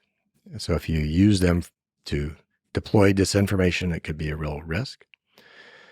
But I also think that the risks associated with these kinds of models don't have a whole lot to do with the way we're going to use them in our robots. If I'm using a robot, I'm building a robot to do, a manual task of some sort. I can judge very easily. Is it doing the task I asked it to? Is it doing it correctly? There's sort of a built-in mechanism for judging. Is it doing the right thing? Did it successfully do the task? Yeah, physical reality is a good verifier. It's a good verifier. That's exactly it. And whereas if you're asking for, I don't know, you're trying to ask a theoretical question in ChatGPT, it could be true or it may not be true. And it's hard to have that verifier. What is that truth that you're comparing against? Whereas in physical reality, you know the truth. And this is an important difference. And so I think there is reason to be a little bit concerned about, how these tools, large language models, could be used, but I'm not very worried about how they're going to be used. Well, how learning algorithms in general are going to be used on robotics. It's really a different application that has different ways of verifying what's going on. Well, the nice thing about language models is that I ultimately see, I'm really excited about the possibility of having conversations with Spot. Yeah. There's no, I would say, negative consequences to that, but just increasing the bandwidth and the variety of ways you can communicate with this particular robot. Yeah. So you could communicate visually, you can communicate through some interface, and to be able to communicate verbally, again, with the beer and so on. I think that's really exciting to make that much, much easier. We have this partner, Levitas, that's adding the vision algorithms for gauge reading for us. They just this week, I saw a demo where they hooked up, a language tool to Spot, and they're talking to Spot to give it commands. Yeah. Can you tell me about the Boston Dynamics AI Institute? What is it, and what is its mission? So it's a separate organization, the Boston Dynamics Artificial Intelligence Institute. It's led by Mark Rabert, the founder of Boston Dynamics and the former CEO, and my old advisor at MIT. Mm-hmm. Mark has always loved the research, the pure research, without the confinement or demands of commercialization. Mm-hmm. And he wanted to continue to, pursue that unadulterated research. And so suggested to Hyundai that he set up this institute, and they agree that it's worth additional investment to kind of continue pushing this forefront. And we expect to be working together where, Boston Dynamics is going to both commercialize and do research. But the sort of time horizon of the research we're going to do is, in the next, let's say, 5 years. What can we do in the next 5 years? Let's work on those problems. And I think the goal of the AI Institute is to work even further out. Certainly, the analogy of legged locomotion again, when we started that was a multi-decade problem. Mm-hmm. And so I think Mark wants to have the freedom to pursue really hard over-the-horizon problems. And that'll be the goal of the Institute.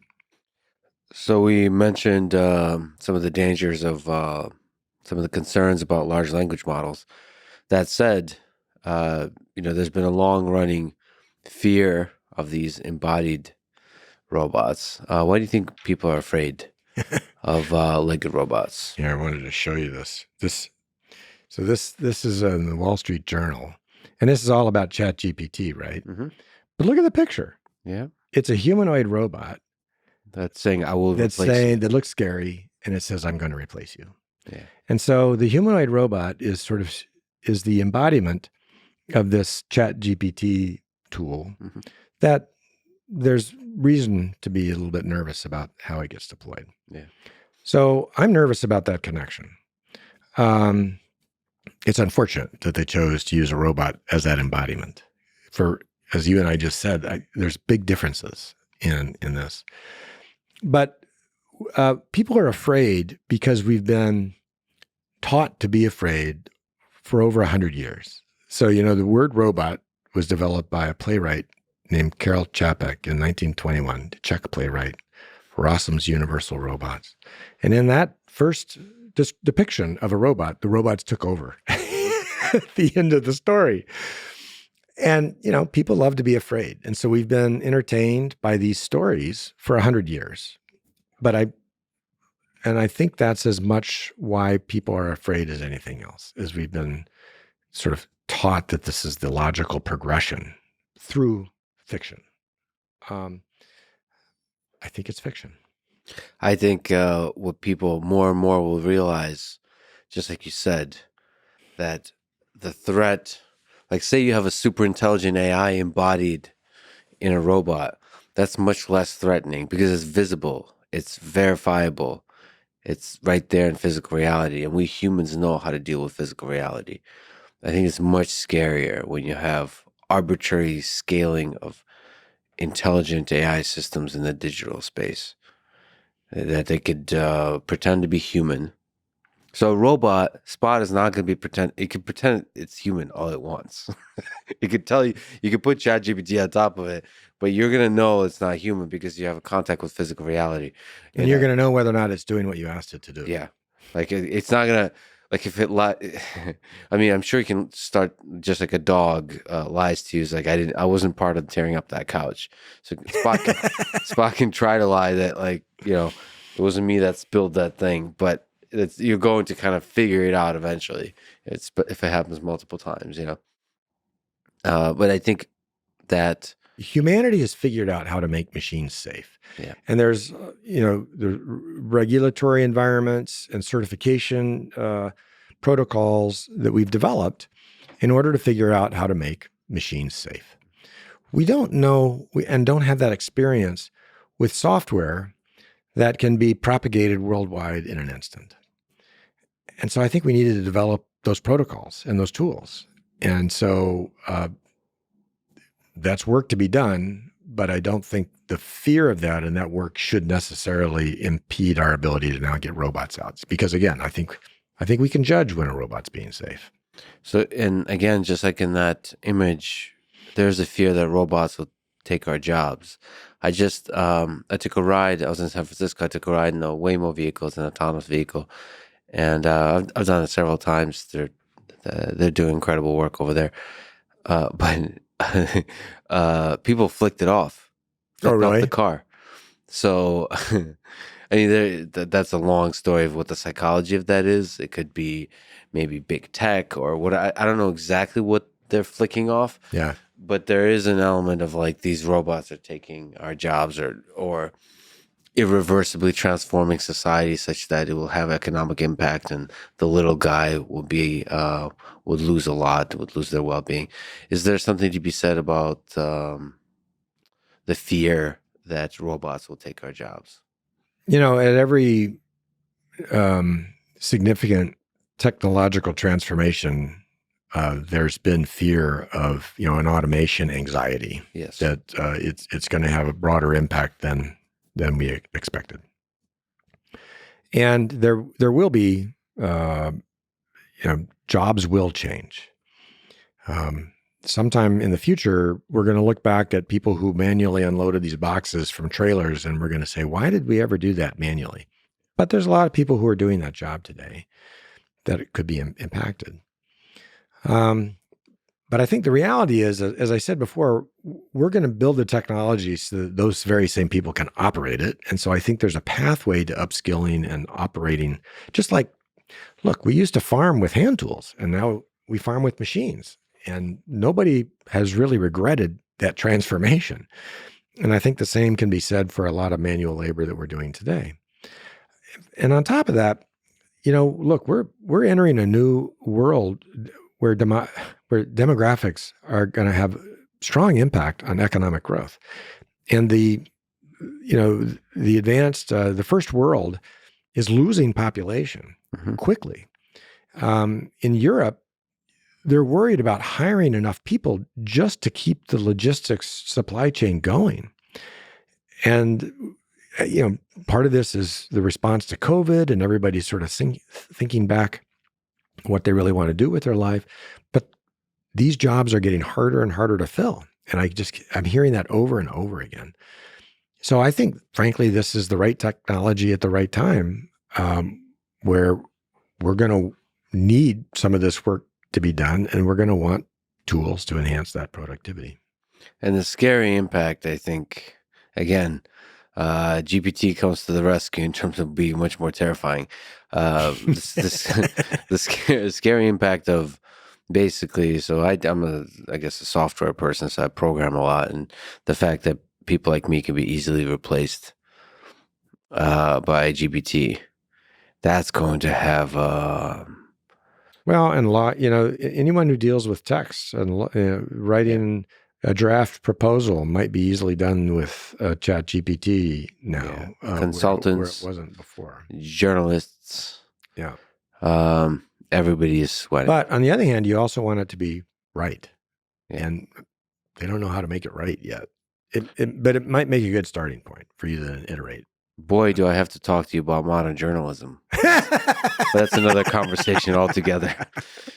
But yes, more right than the average, the mean journalist. Yes, um, you spearheaded the anti-weaponization letter. Boston Dynamics has. Can you describe what that letter states and the general topic of the use of robots in war? We uh, authored a letter and then got several leading robotics companies around the world, including Unitree in China and Agility here in the United States and um, Animal in Europe and some others to co-sign a letter that said we won't put weapons on our robots. And part of the motivation there is, as these robots start to become commercially available, you can see videos online of people who've gotten a robot and strapped a gun on it and shown that they can, operate the gun remotely while driving the robot around. And so having a robot that has this level of mobility and that can easily be configured in a way that could harm somebody from a remote operator is justifiably a scary thing. And so we felt like it was important to draw a bright line there and say, we're not going to allow this for, reasons that we think ultimately it's better for the whole industry if it grows in a way where robots are ultimately going to help us all and make our lives more fulfilled and productive. But by goodness, you're going to have to trust the technology to let it in. And if you think the robot's going to harm you, that's going to harm and impede the growth of that industry. So we thought it was important to draw a bright line and then publicize that. And our plan is to begin to engage with lawmakers and regulators. Let's figure out what the rules are going to be around the use of this technology.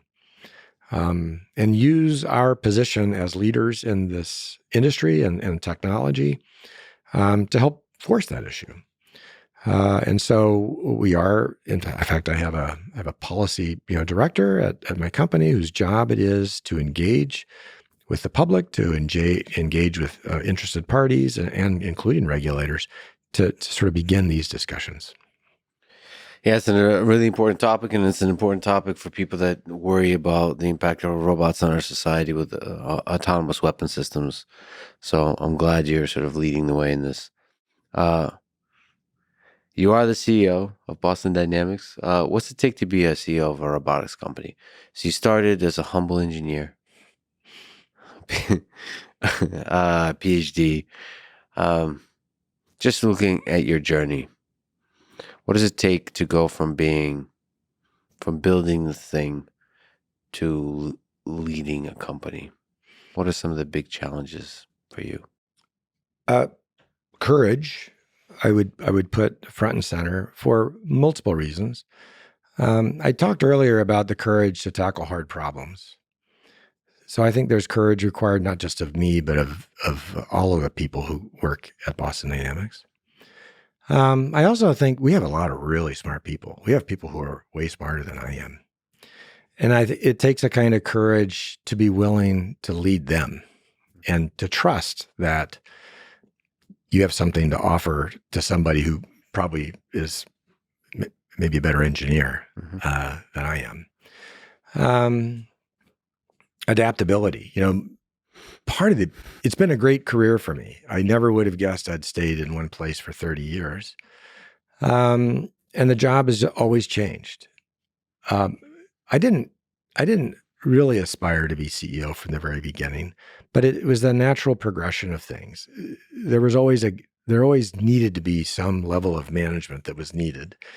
And so, when I saw something that needed to be done that wasn't being done, I just stepped in to go do it. And oftentimes, because we were full of such strong engineers, oftentimes that was in the management direction, or it was in the business development direction, or or organizational hiring. Geez, I was the main person hiring at Boston Dynamics for probably 20 years. So I was the head of HR basically.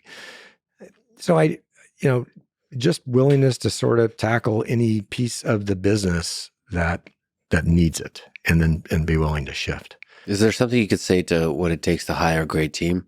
What's a good interview process? How do you know the guy or gal are going to make a great member of a engineering team that's doing some of the hardest work in the world? We developed an interview process that I was quite fond of. It's a little bit of a hard interview process because the best interviews, you ask somebody about what they're interested in and what they're good at. Mm-hmm. And if they can describe to you something that they worked on and you saw they really did the work, they solved the problems, and you saw their passion for it. And you could ask, but what makes that hard is you have to ask a probing question about it. You have to be smart enough about what they're telling you they're expert at to ask a good question. And so it takes a pretty talented team to do that. But if you can do that, that's how you tap into, this person cares about their work. They really did the work. They're excited about it. That's the kind of person I want at my company. At Google, they taught us about their interview process, and it was a little bit different. We evolved the process at Boston Dynamics where it didn't matter if you were an engineer or you were an administrative assistant or a financial person or a technician. You gave us a presentation. You came in and you gave us a presentation. You had to stand up and talk in front of us. And I just thought that was great to tap into those things I just described to you. Mm-hmm. At Google, they taught us, and I think I understand why. You're right. They're hiring tens of thousands of people. They need a more standardized process. So they would sort of err on the other side, where they would ask you a standard question. I'm going to ask you a programming question, and I'm just going to ask you to write code in front of me. That's a terrifying, application process. Yeah. It does let you compare candidates really well, but it doesn't necessarily let you tap in to who they are, right? Because you're asking them to answer your question instead of you asking them about what they're interested in. Mm-hmm. But frankly, that process is hard to scale. And even at Boston Dynamics, we're not doing that with everybody anymore. But we are still doing that with the technical people. But because we too now need to sort of increase our rate of hiring, not everybody's giving a presentation anymore. But you're still ultimately trying to find that basic seed of passion. For the world. Did they really do it? Did they find something interesting or curious? And do they care about it? I think somebody admires Jim Keller, and he likes details. So one of the ways you could, if you get a person to talk about what they're interested in, how many details, like how much of the whiteboard can you fill out? Yeah. Well, I think you figure out, did they really do the work if they know some of the details? Yes. And if they have to wash over the details, well, then they didn't do it. Because especially with engineering, the work is in the details. Yeah. I have to go there briefly just to get your kind of thoughts in the long-term future of robotics. There's been discussions on the GPT side, on the large language model side, of whether there's consciousness inside these language models. And I think there's fear, but I think there's also excitement, or at least the wide world of opportunity and possibility in embodied robots having something like, let's start with emotion, love towards other human beings, and perhaps the display, real or fake, of consciousness. Is this something you think about in terms of long-term future? Because as we've talked about, people do anthropomorphize these robots. It's difficult not to project some level of, I use the word sentience, some level of sovereignty, identity, all the things we think is human. That's what anthropomorphization is we project humanness onto mobile especially legged robots. Is that something almost from a science fiction perspective you think about, or do you try to avoid the topic of consciousness altogether? I'm certainly not an expert in it, and I don't spend a lot of time thinking about this, right? And I do think it's fairly remote for the machines that we're dealing with. Our robots, you're right, the people anthropomorphize. They read into the robot's intelligence and emotion that isn't there because they see physical gestures that are similar to things they might even see in people or animals. I don't know much about how these large language models really work. I believe it's a kind of statistical averaging of the most common responses, to a series of words, right? It's sort of a very elaborate word completion. And I'm dubious that that has anything to do with consciousness. And I even wonder if that model of sort of simulating consciousness by stringing words together that are statistically associated with one another, whether or not that kind of knowledge, if you want to call that knowledge, would be the kind of knowledge that allowed a sentient being to grow or evolve. It feels to me like there's something about truth or emotions that's just a very different kind of knowledge that is absolute. Like the interesting thing about truth is it's absolute, and it doesn't matter how frequently it's represented in the World Wide Web. Mm-hmm. It's, if you know it to be true, it may only be there once, mm-hmm. but by God, it's true. And I think emotions are a little bit like that too. You know something, and I just think that's a different kind of knowledge than the way these large language models derive sort of simulated. It does seem intelligence. That things that are true very well might be statistically well represented on the internet, because the internet is made up of humans. So I tend to suspect that large language models are going to be able to simulate consciousness very effectively. And I actually believe that current GPT-4, when fine-tuned correctly, would be able to do just that. And that's going to be a lot of very complicated ethical questions that have to be dealt with, that have nothing to do with robotics, and everything to do with... There needs to be some process of labeling, I think, what is true. Because there is also disinformation available on the web, and these models are going to consider that kind of information as well. And again, you can't average something that's true and something that's untrue and get something that's moderately true. It's either right or it's wrong. And so how is that process? And this is obviously something that the purveyors of these Bard and ChatGPT, that I'm sure this is what they're working on. Well, if you interact on some controversial topics with these models, they're actually refreshingly nuanced. They present, because you realize there's no one truth. What caused the war in Ukraine, right? Any geopolitical conflict. You can ask any kind of question, especially the ones that are politically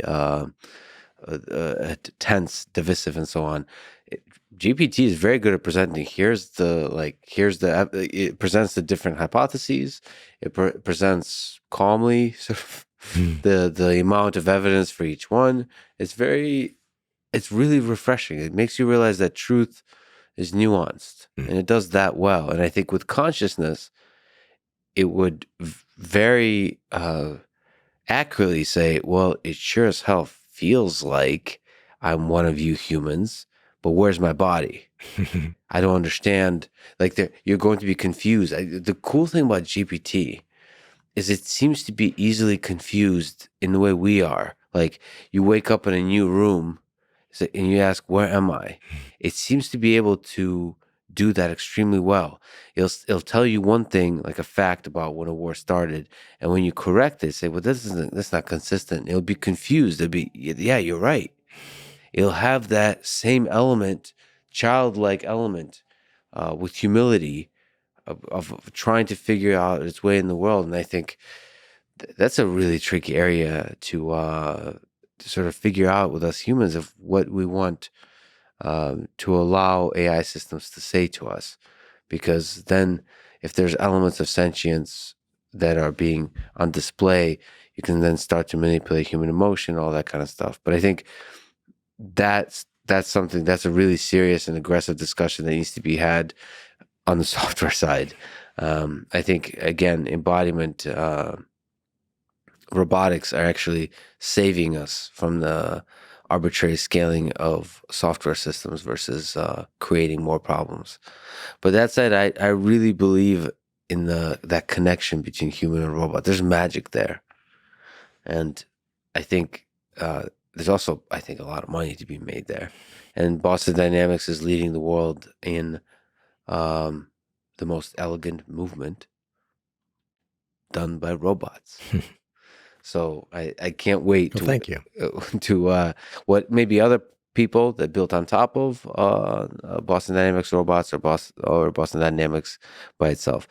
So you had one wild career, one place on one set of problems, but incredibly successful. Can you give advice to young folks today in high school, maybe in college, looking out into this future where so much robotics and AI seems to be defining the trajectory of human civilization? Can you give them advice on how to have a career they can be proud of, or how to have a life they can be proud of?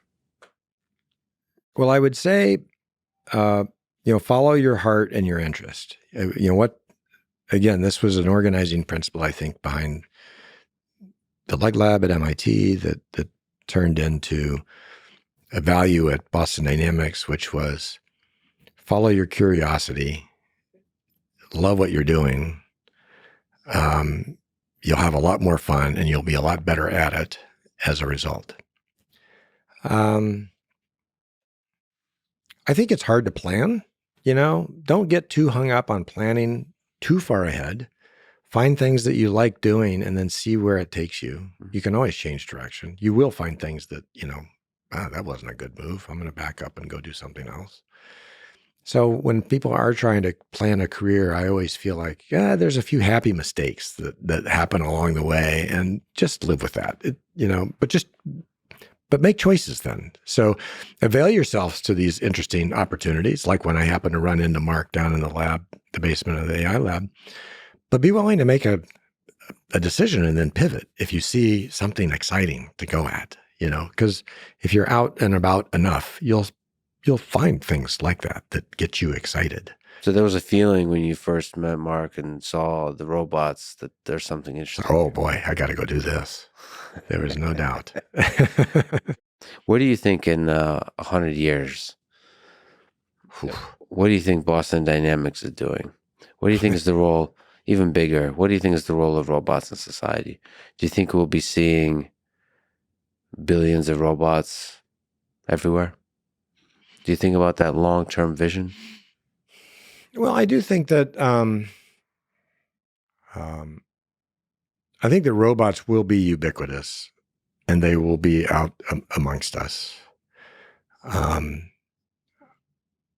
they'll be certainly doing, some of the hard labor that we do today. I don't think people don't want to work. People want to work. People need to work to, I think, feel productive. We don't want to offload all of the work to the robots because I'm not sure if people would know what to do with themselves.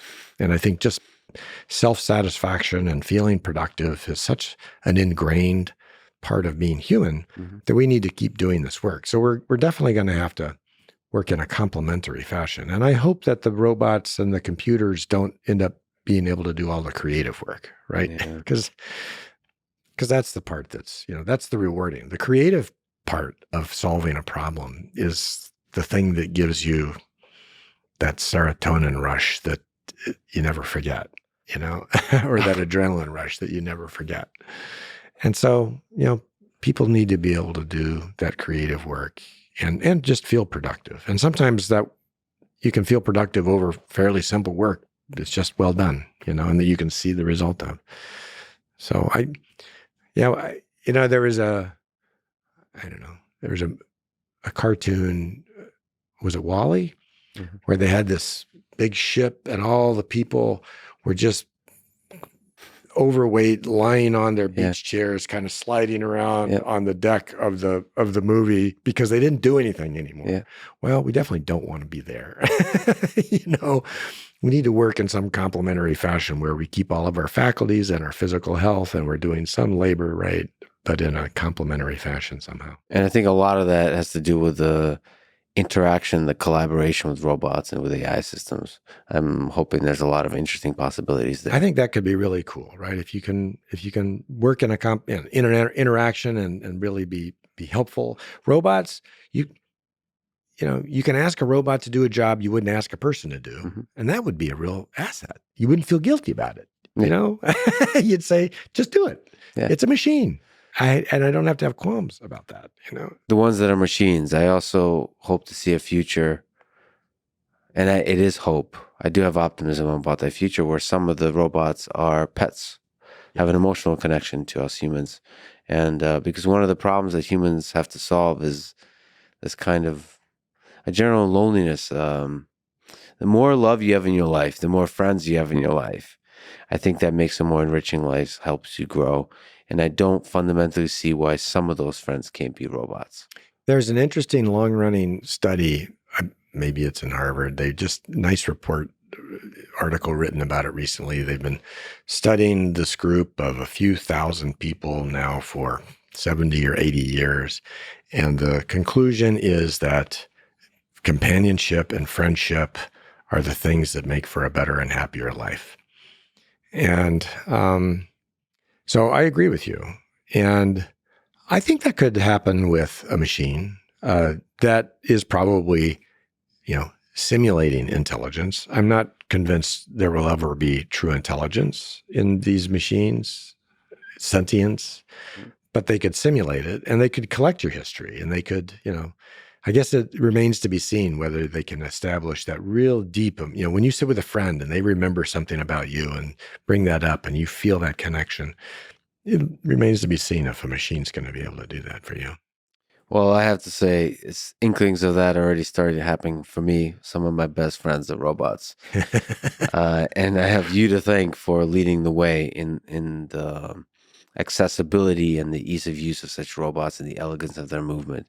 Robert, you're an incredible person. Boston Dynamics is an incredible company. I've just been a fan for many, many years for everything you stand for everything you do in the world. If you're interested in great engineering, robotics, go join them, build cool stuff. I'll forever celebrate the work you're doing. And it's just a big honor that you would sit with me today and talk. It means a lot. So thank you so much. Keep doing great work. Thank you, Lex. I'm honored to be here, and I appreciate it. It was fun. Thanks for listening to this conversation with Robert Playter. To support this podcast, please check out our sponsors in the description. And now, let me leave you with some words from Alan Turing in 1950, defining what is now termed the Turing test. A computer would deserve to be called intelligent if it could deceive a human into believing that it was human. Thank you for listening, and hope to see you next time.